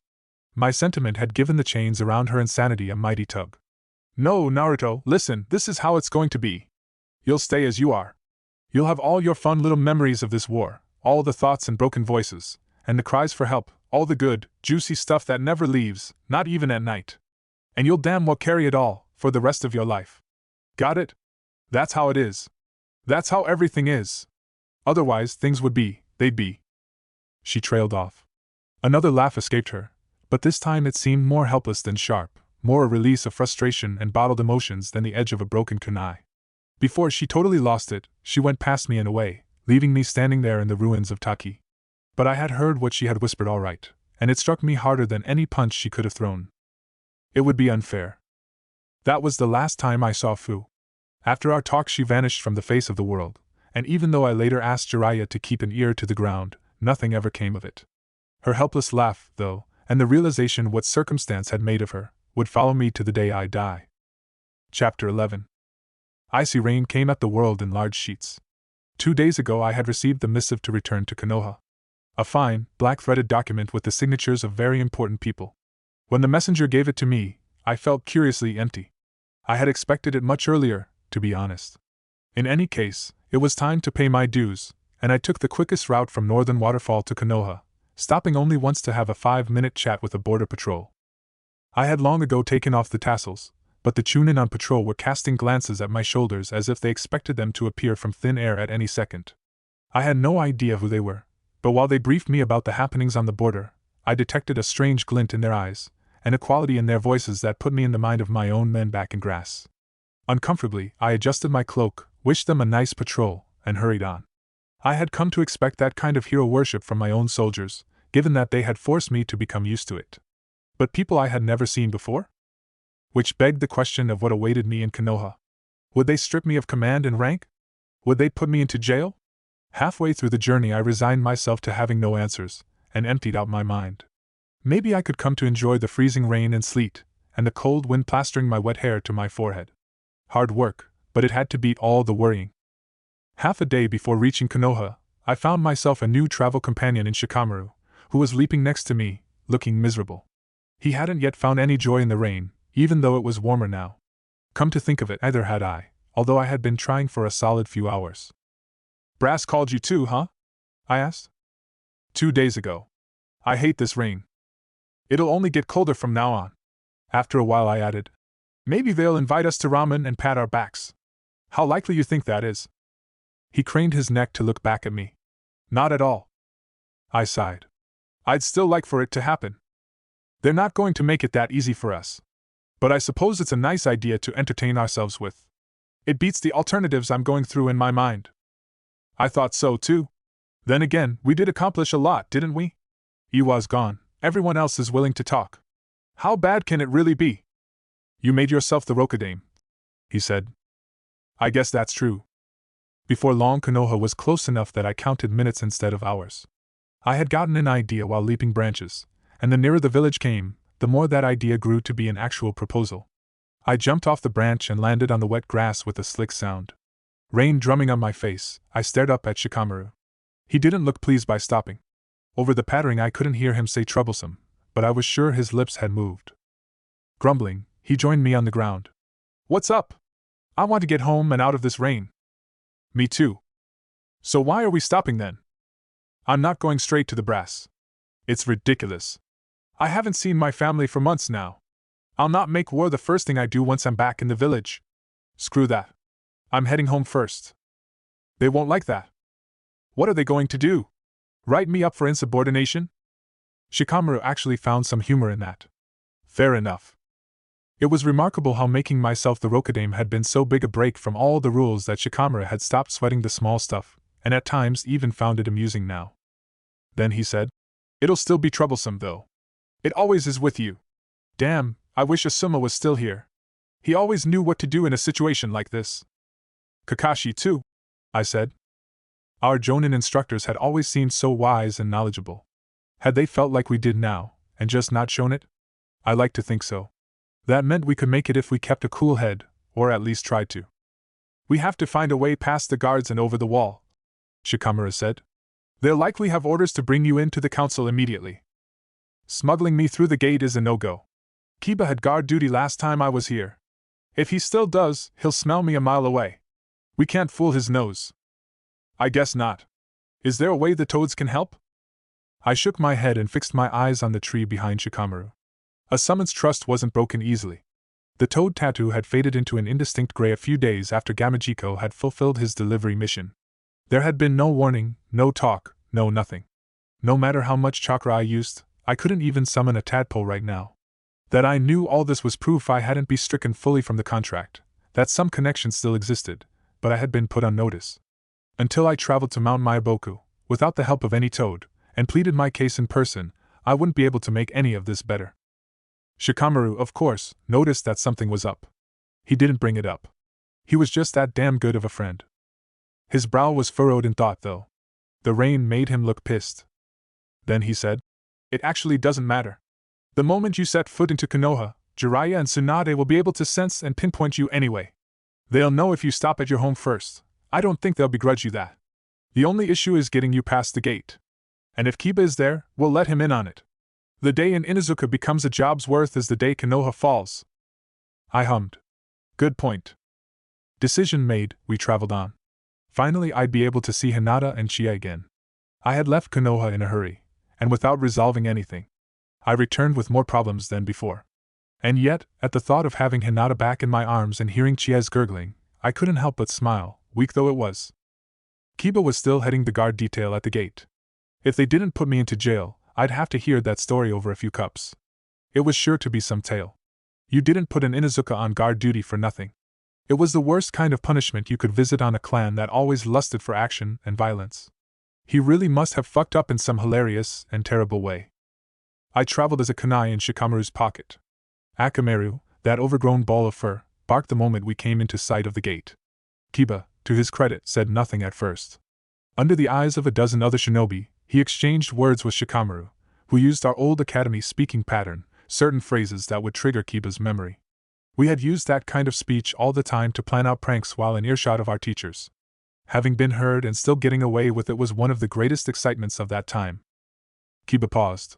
Then he said, almost defeated, "Sure, go in," and added quieter so that only we heard, "You bastards owe me big time." Shikamaru gripped his forearm. "Thanks. It's good to see you." "Same." Louder, Kiba said.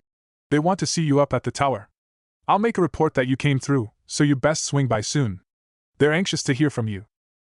"I'll make my way there." Once we were out of sight and earshot, Shikamaru sidestepped into an alley. I returned to my prior form, massaging my neck. "Thanks," I said.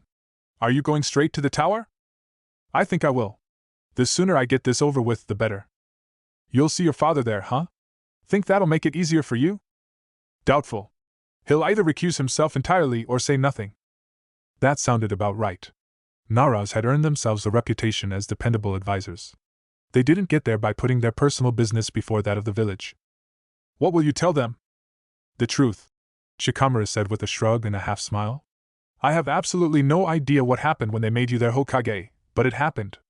I'll call it the will of the people. Technically the will of fire. I'm sure that will sway them," a third voice said next to us. "They're an impressionable bunch. A good story ought to get them fired up. I know it keeps my blood pumping." Jiraiya stood leaning against the lamppost, arms crossed. Don't be so stiff, you two. You're heroes around here." "Are we, though?" I asked. "That depends on whom you ask," Jiraiya said. "Certainly not for the Aburame. But that's to be expected, isn't it? The fact is that with your victory in Grass and Waterfall you became conqueror and liberator rolled into one. Not too bad for half a year of work." His relaxed way of speaking set me on edge. It was too languid by far. Jiraiya pushed himself away from the lamppost and gave us a big grin, patting Shikamaru's shoulder. "You should be proud.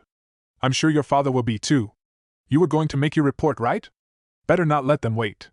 Don't worry, you can leave out Naruto being here for now. I won't tell if you don't." Shikamaru tensed, and actually held his ground in the face of Jiraiya's order, looking first to me for how to act. I nodded and reached him my hand, and soon we were gripping each other's forearms. "Whatever these old farts decide to do with me, I would have wanted no one but you at my side these years, Shikamaru. You were everything a commander and a friend could wish for." He gave me an uncertain grin. "Troublesome. Keep the speeches for the brass. But for what it's worth, I would have hated to serve under anyone else." Then he bowed out with a quick goodbye to Jiraiya and made for the Hokage tower to give his report. Once he was gone, Jiraiya's expression turned mute, and we stared each other down. I broke first. I had never played games with him. I wouldn't start now.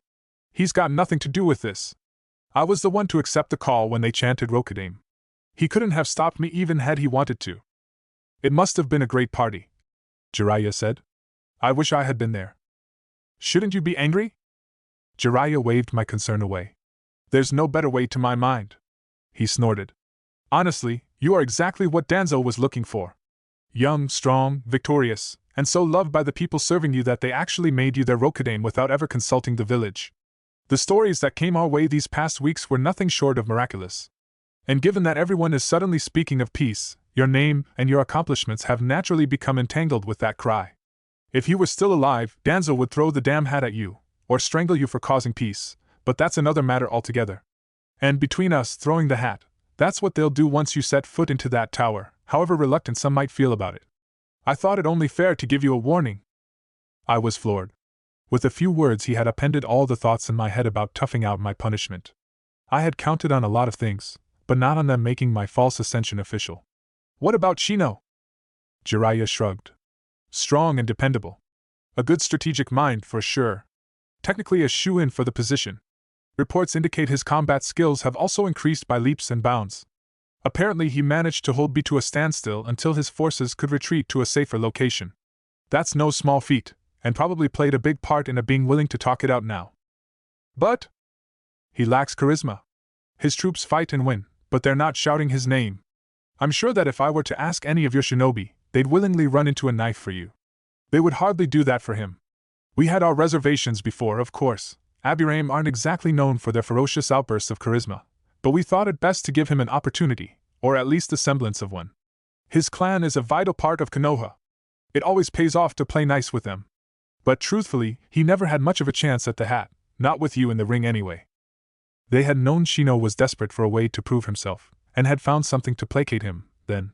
The blunt way Jiraiya phrased such sensitive information, initiating me into village secrets, really brought home that I apparently already was the Hokage to the brass. And it reeked so much of favoritism that I wanted to smack Jiraiya and everyone else from that band of geezers in the head. For all our talk of being rivals before my command started, Shino and I were still friends. I had no doubt that his drive to become Hokage was as ferocious as that of my youth after it had been woken. They were making a fool out of him, even though his contribution to the current state of peace was no less than mine.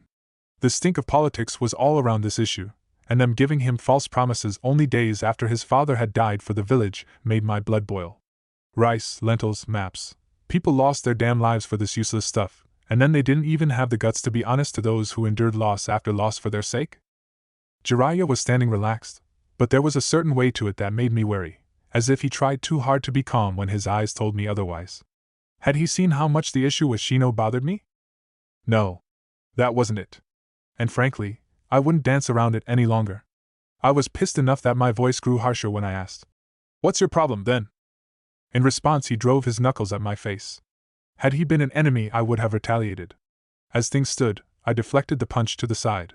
There had been a lot of power in that strike, enough to break a nose and send me tumbling into the wall had it hit. "That one was supposed to be from Bunta," he said, pulling back and looking at his fist in wonder for a short moment. Then he shrugged. "Gamakichi will deliver his own when the time comes. Damn, kiddo, I didn't give you the contract so you could fuck them over. I almost had a heart attack when Pa was about to cross out your name. Count yourself lucky that there's still a lot of love going around for you on Mount Maiboku. When Gamajiko told them you looked horrible and done with life, they took pity on you. You'll still have a bitch of a penitent walk ahead of you, though. That was one hell of a stunt you pulled.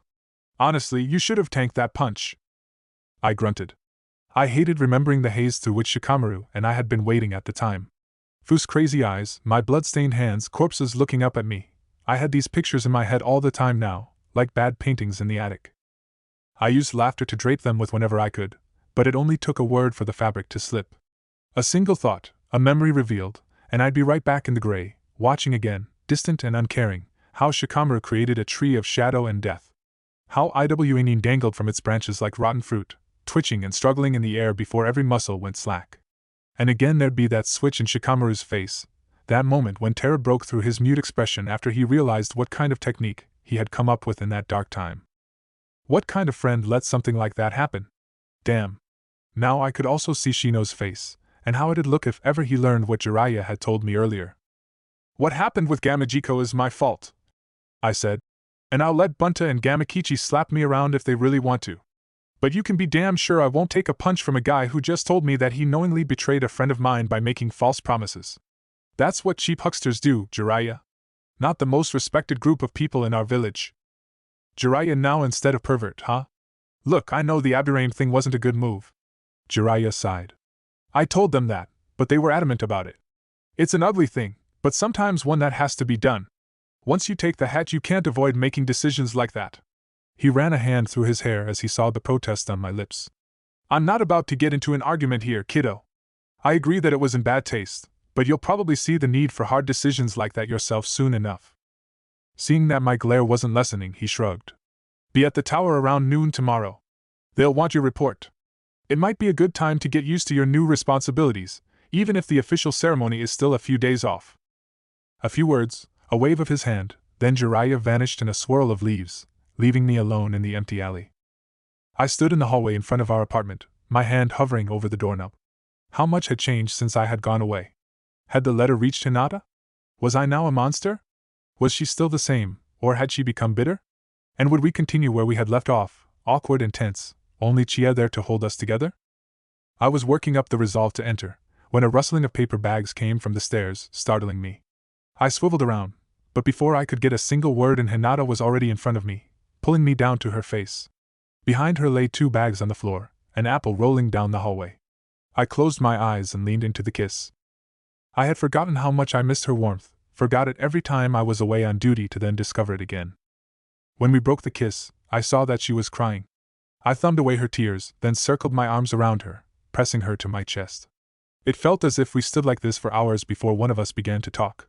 I couldn't say who started, or what the first words were. All I knew was that there had been her voice. Then we were inside, groceries forgotten on the floor, the door falling shut behind us, and neither she nor I could stop speaking. "You're back," she said. "I am. It's been so dash. I've really dash." We looked at each other, stopped talking, smiled. We gestured for each other to continue. "How dash? What dash?" Again we stopped. I couldn't hold it in anymore. A laugh rumbled in my belly, breaking out in a loud chortle. Gods, I had missed her. And after only a second I felt so stupidly in love with her, even though none of us could get out a single sentence. My whole body was vibrating, and I felt red in the face and shy as though this was our first date all over again. When she opened her mouth to make another attempt, I leaned down, quick as quick could be, capturing her lips. She leaned in, standing on her toes. Then, with surprising strength, she pushed me back through the living room, step by step, and onto the sofa before sitting down astride of me. "Where's Gia?" I asked as she slid the vest off me. "She's with my father." Her hands clawed into the sides of my shirt, and I lifted my arms obediently as she pulled it over my head. "How long?" "Long enough." Her voice had grown heavy, and those two words had an immediate effect on me. All my thoughts went out the window as she started grinding against me, part of her face veiled by hair, the smell of perfume intoxicating, smooth skin on rough skin as her top hit the floor and my hands went on their own adventure. She kissed me again, then bit my lip hard enough to draw blood, before pulling back with a look balancing on a knife's edge between innocent and devilish. "She wanted it like that, eh?" "I'd oblige." I grunted, stood carrying her in my arms, walked to the bedroom, threw her onto the bed. My hands reached for her pants, tearing them while getting them off of her. That look was driving me wild. There'd be none of the sweet lovemaking. Not now, at least. The first time after all these months would be a searing flame burning both of us, with bites and nails and grunts and cries. We'd been forced apart for far too long, and what happened next would be primal. It took 2 hours to drive us both into exhaustion, with some recovery time thrown in for good measure. In the late afternoon we lay covered in sweat on our bed, her head on my shoulder, as we stared at the unmoving ceiling fan above. "We've got to clean the apartment," she said. "After that?" "Yeah. You ripped my pants. Not sorry for that one. What if I told you they were my favorites?" I snorted. "Then I'd say they made you look incredibly sexy. And I'd probably buy you a new pair just like them." "Well, they were my favorites." A chuckle was thrumming in my chest. It was so easy to talk to her, and so very different. These past months, every word spoken had been with a goal in mind. With a purpose of war. To lead, to kill, to win. I pressed her closer to me, kissing the top of her hair as the memories of grass and waterfall threatened to resurface. They had been held at bay for 2 hours now, the longest time I'd gone without them. But I couldn't get rid of them, not entirely.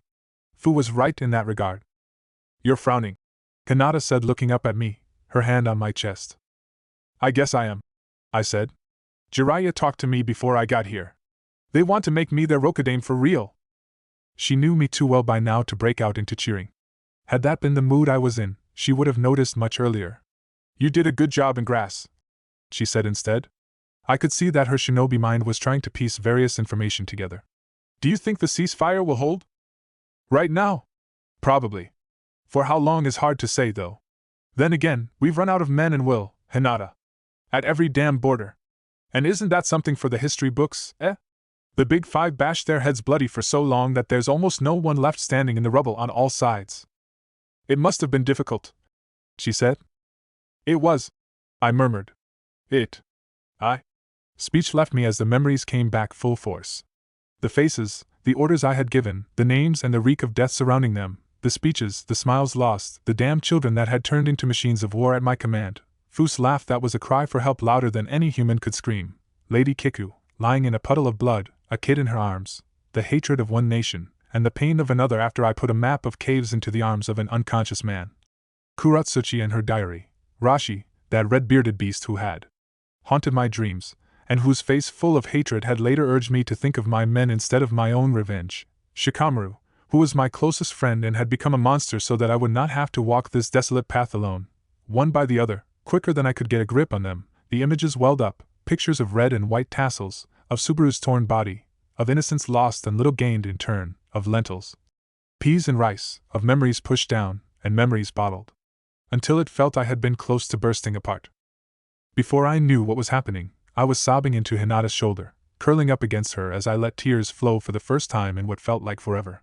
She was comforting me as you would a child, but every word brought another swell of memories, another deluge of things I had tried to keep a lid on since starting the campaign. Whatever you do, Hinata whispered, stroking my hair. Whatever you decide. I'll be here for you, Naruto. Chie as well. We'll both be here. You're not alone. You'll never be alone again. We love you. More than you can imagine. I didn't know how long she held me, or how long she spoke to me, but eventually, completely spent, I fell asleep in her arms. When I woke, it was already dark outside. The bed next to me was empty, and from the living room came Hinata's soft voice. I sat up, still naked, wiping at my eyes. If only for one afternoon, I had let myself go. Utterly. And there was no other person in the world who had such power over me but her. After slipping into some clothes, I walked into the living room. I had butterflies in my stomach at the thought of seeing my daughter again. Chia was lying on the carpet, her blonde fuzz as prominent as ever. Truthfully, she wore that hair color better than me. Hinata came over with a glass of water. Here, she said.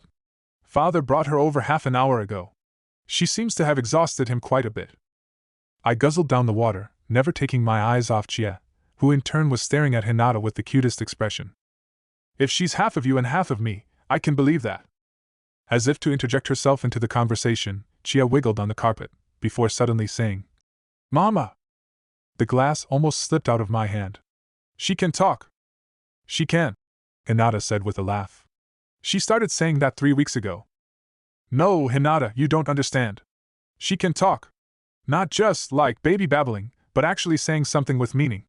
I crouched in front of Chia, smiling. Say it again, Tiny, will you? That's amazing. It really was a miracle.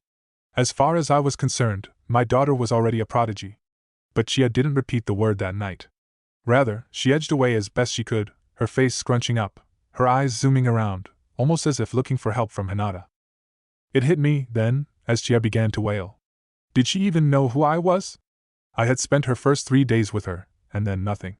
Was I even her father at this point, or was I some undetermined man standing in her mama's living room? Hinata hugged me from the side before moving to pick up Chia. Give it time, Naruto. She'll remember soon enough. I nodded wordlessly. Time. If only it were that easy. That same day, after I had kissed Hinata goodnight, and waited for Chia to be asleep so I could do the same to her without rejection, I made my way to the Hokage monument to sit on my father's head.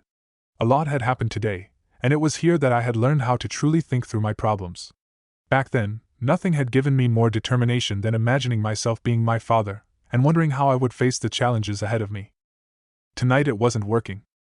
If only for a moment, I had seen the world through my father's eyes. There was nobility to it, sure enough. Few things could beat that surge of pride when they had chanted my name, or the respect when they saluted, bumping their fists against their vests. It was the stuff my dreams had been made of for so long, I couldn't remember a thought I'd had more often in my childhood. Yet I had also felt my mind tear apart under the strain.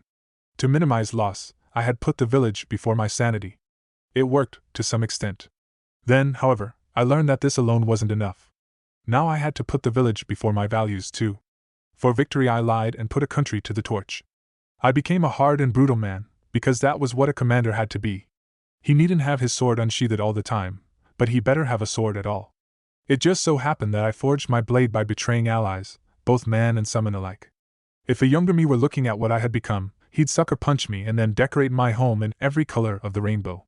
But a younger me didn't know, hadn't experienced, couldn't tell what being a leader meant, what the red and white of the hat stood for. His views of glory were just as flawed. He was too naive, whereas I had grown painfully cynic. I sat for hours on the head, my thoughts circling as night passed me by. Old dreams were struggling against new insights, and always in the back of my head was that voice telling me that my daughter had forgotten me, that she had learned to talk and I hadn't been there for it. The voice that told me I had never been happier than in those moments I shared with Hinata. The voice that screamed, "Look at Fu! Look at what happened to her!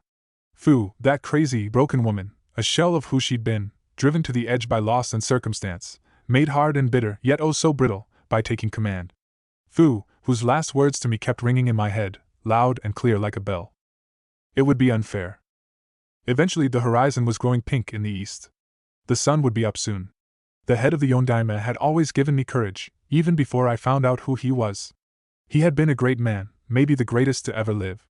His sacrifice glowed so bright that it was seen throughout history, the embodiment of the will of fire. But the brighter the light, the longer the shadow. His priorities had been made clear at the day of my birth. As the sun came around, I stretched my arms and legs, then leapt down onto the trees and from there toward the houses.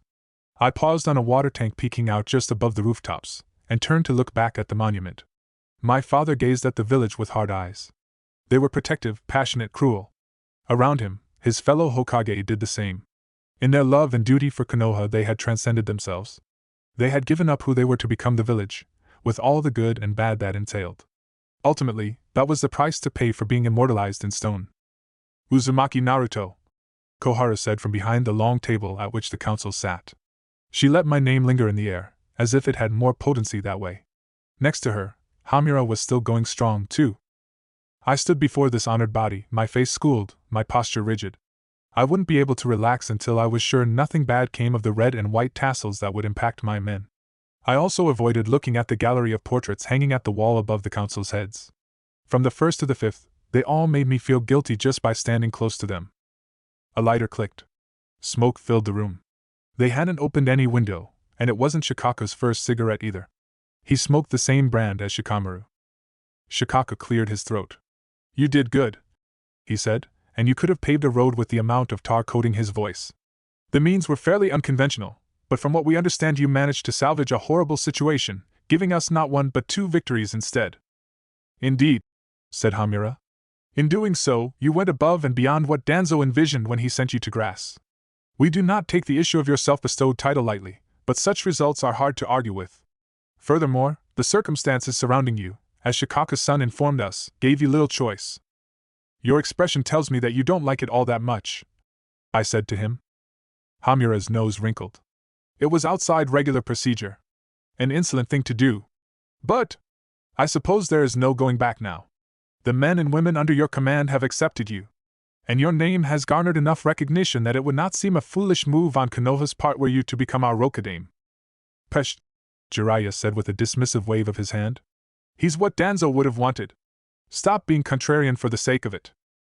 Hamura and Koharu shot him a glowering look that he ignored with practiced ease. The ANBU commander, sitting at the far right of the table, voice distorted, mask blank, said, "My men have confirmed that he fought Rashi several times. There should be no doubt about his suitability strength-wise." Tsunade, sitting next to Jiraiya, nodded. "I don't think there was any doubt about that."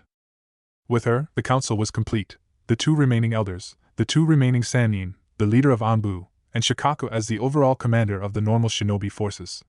On a small desk at the edge of the room lay, neatly folded, a set of red and white robes, the hat placed pristinely on top of it.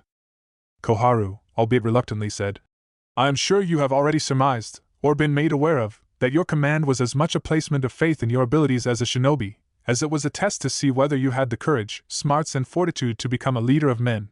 Koharu's voice carried for her age. She was a long-winded old lady, but the kind you listen to out of instinct. "Both objectives, strength and character, you have reached and surpassed, as have the great leaders that are smiling upon you in this very room." I restrained myself from rolling my eyes at her wide gesture toward the portraits. The Hokage behind her looked stern and foreboding, daring anyone to challenge them over their village. The painter had captured their essence well. They were great, sure enough, but they weren't smiling. She went on. "A Jinchuriki, as you know best, is an inconceivable force to fight, even without their Biju unleashed. To do so 3 times while saving the lives of dozens of comrades and upholding the 10-men treaty is no mean feat either. Is it a trivial matter to reach a mission objective without asking for reinforcements? Craftiness, the ability to find ways within your means, those are cherished values. They are what make a shinobi into a leader. The list, Uzumaki Naruto, of your achievements in the past months is long. I will not bore you further with details that you are already well aware of yourself. Suffice it to say that you have amply proven your strength of body and mind to this council." "As has Shino," I said. "Who has fought Killer Bee to a standstill, advanced the Water Lightning front, brought aid to the table, and from the reports never requested reinforcements either." The elder's expressions hardened. Disbelief that I had brought it up after all was stenciled onto Jiraiya's face. "I'll make this quick," Shikaku cut in. "Shino has done a great job, but as I'm sure the fact that you're standing here and not him has hinted at already, we're intent on making you the Rokudaime, this time officially." I looked at them, letting the honored council stew in silence for a moment. Jiraiya couldn't hold it in much longer. "What are you waiting for, kiddo? You made it. You're in." I was, or at least I would be if I took the hat. I bowed. I'm grateful that you've considered me for the position, I said. But I am not ready to be the Godaime. As I spoke, my words held the weight of all my memories, of all the things I'd sobbed into Hinata's arms just yesterday, of what it meant to lead, would mean still for me and my family, of what not only command but being a shinobi had made me miss. I won't take the hat, I'm sorry. Jiraiya jumped to his feet so quick, the chair crashed down behind him. Come now, kiddo, don't do this. It's been your dream for so long. The people love you. They're finally recognizing you. Isn't that what you always wanted? I gave him a sad smile. It was, yeah? Back when I hadn't yet understood that I could live without their recognition as long as I could be with the people closest to me. There were so many things to do with Chia, so many milestones yet to witness, and I wouldn't miss a single one of them. Never again. That was a promise. But you, your father. We are different. He was a great man, I'm sure. But I can't be the same as him. And I want my daughter to know me when she grows up. To have actual memories and not just faded pictures. Kohara then said, We cannot force you into the role, Uzumaki. But you will still be sent on missions. That must be clear to you. You're one of our strongest shinobi. With the way things are right now on the continent, we can finally press our advantage and consolidate our power. Faces, names, rice, lentils and peas. Yes, consolidating power. I murmured. Right, but not with me. I've done enough consolidating to last me a lifetime. I walked up to the table, to her and Hamura, and all the other council members, and untied my headband from my biceps.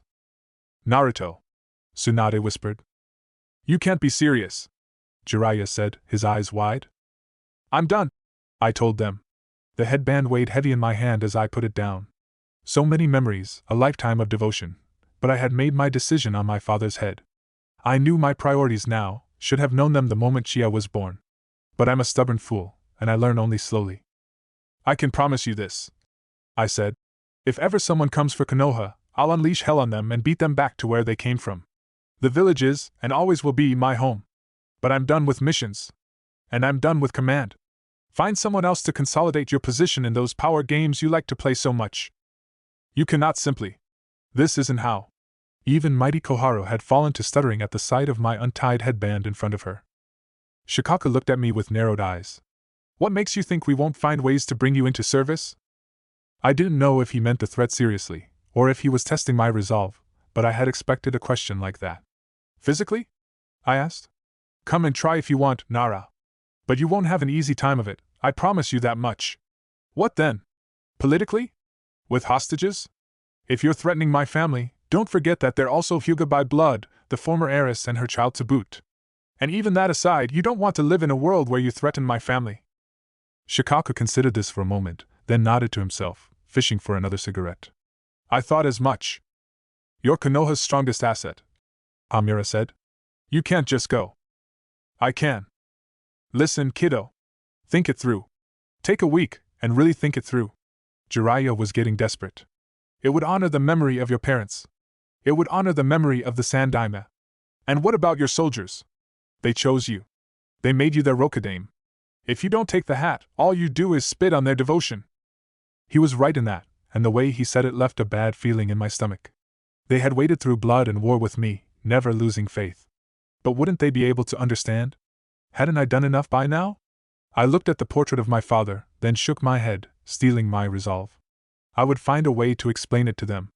They would be disappointed, no doubt, but I knew their names, their families, where they lived. Now that the ceasefire was in effect, many of them would come home for leave. I would talk to them, explain myself, even if I had to go door to door. And I'd write letters to those who were still out and about. I'd do all I could to make them see. Even if they might not appreciate it, I owed them that much. But I didn't owe them my wife. And I didn't owe them my daughter either. Tsunade, who had been silent all the while throughout the meeting, rose from her chair. Her voice was quiet, gentle like a mother's almost, and so unlike her usual determined self that it took all of us aback for a moment. If this is really what you want, Naruto, I can't fault you for it. I did the same when the pain became more than I could bear. I am sure we all did at some point. Strength is bought at a cost, and the stronger you are, the faster you run from that price when it all comes to head. But, Tsunade went on, it was you who taught me that running away doesn't solve anything. Aren't you about to go down the same road as I did? Her question was honest. No accusation, no desire to pressure me. As if out of all the people at this table, she was the only one who had looked beyond the title and was getting to the heart of things, the human part. At her words, Jiraiya and Shikaka bowed their heads, a flash of old pain flaring in their eyes. Hamura and Koharu, who had been about to interrupt when she started speaking, had sat back down halfway through, their faces cast in pensiveness. I gave her a warm smile. Perhaps of everyone assembled here, she would have made the best Hokage had the timing been right after Gigi's death. Perhaps then the war would have never escalated to this point. "I'm not fleeing, Tsunade-ba," I said softly, calling her by a name I hadn't used in quite a while. "I still have hopes and dreams. A daughter I'm going to play with every day. A wife I'm going to hold for as long and as often as I'm able to. If you want to call this running, go ahead, but I'm running toward my family. And right now there's no better road ahead of me I could imagine." "I see," she said. Her thoughtful expression remained a second longer, then a grin pulled at her lips and she winked at me. As if a switch had been flipped, her voice grew loud again, boisterous, not to be trifled with. "Well, that's that then. He wants to spend time with his family, so that's what he's going to do. I'm not going to begrudge him that. And I dare you geezers to do otherwise." Her eyebrows were raised imperiously as she cast a look around the table. "Tsunade," Jiraiya said. "You of all people have no leg to stand on here, Jiraiya." She fired immediately. "You took years off after the last war to shamble between villages and find inspiration for your books. And don't even start with your spy network. You're a lazy man at heart. I know you created it to be self-sufficient." If Jiraiya had a rebuttal, it never found its way into that discussion. He looked undecided, before shrugging and leaning back in his chair. "We need a Hokage," Hamura said. "And we have a stellar contender for the position," Tsunade shot back. "That Aburain boy has gotten victory after victory, enough to make a man like A hesitate. Whether his speeches are fierce or not, his actions are what counts. And from what I've heard, he carries a fire for Konoha inside him that torch be hard enough to pull his hand from the stove when it mattered most. Give him a shot. Guide him. That's what you're here for, isn't it?" Hamura cleared his throat. "Even so, there will be a split in the forces. Half of what remains of Konoha's strength has aligned with Uzumaki, whether we like it or not. I will take care of that as best I can," I said. "I know it's not ideal, and many will be disappointed, but I'm going to talk to them. All of them. I'll explain my choice, and I'll put in as many words for Shino as I can. This is my decision, and I'll shoulder as much of it as possible." "There you go," Tsunade said. "That should be every concern for now, right? Or is there anyone else with input? Shikaku?" "I'm good.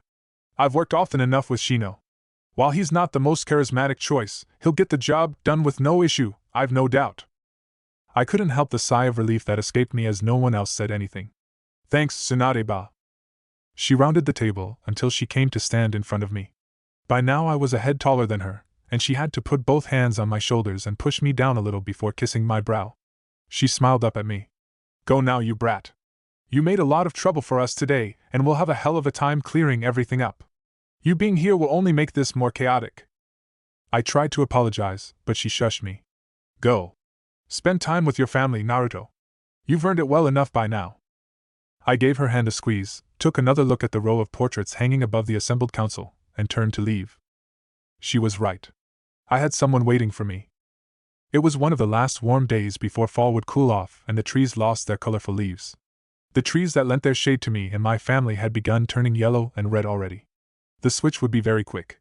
Another month, then the world would turn as white at the southern coast of Fire Country as it had happened in northern Waterfall a month ago.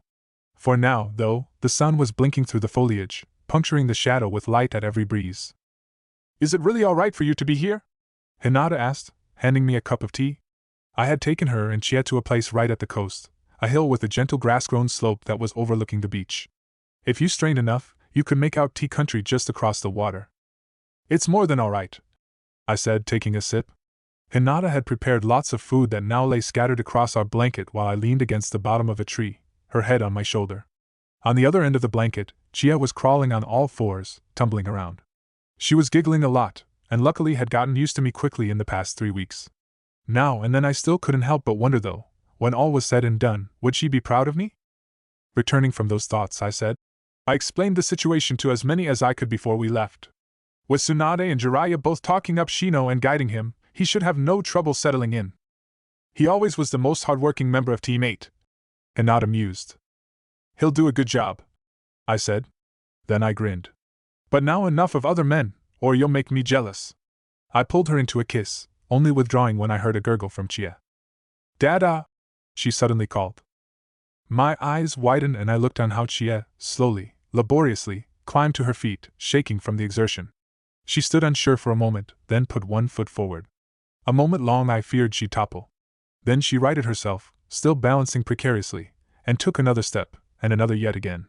She was halfway across the blanket when she fell, but I was already there, scooping her up, laughing. Chia was grinning up at me, victory and thirst for more in her pale eyes.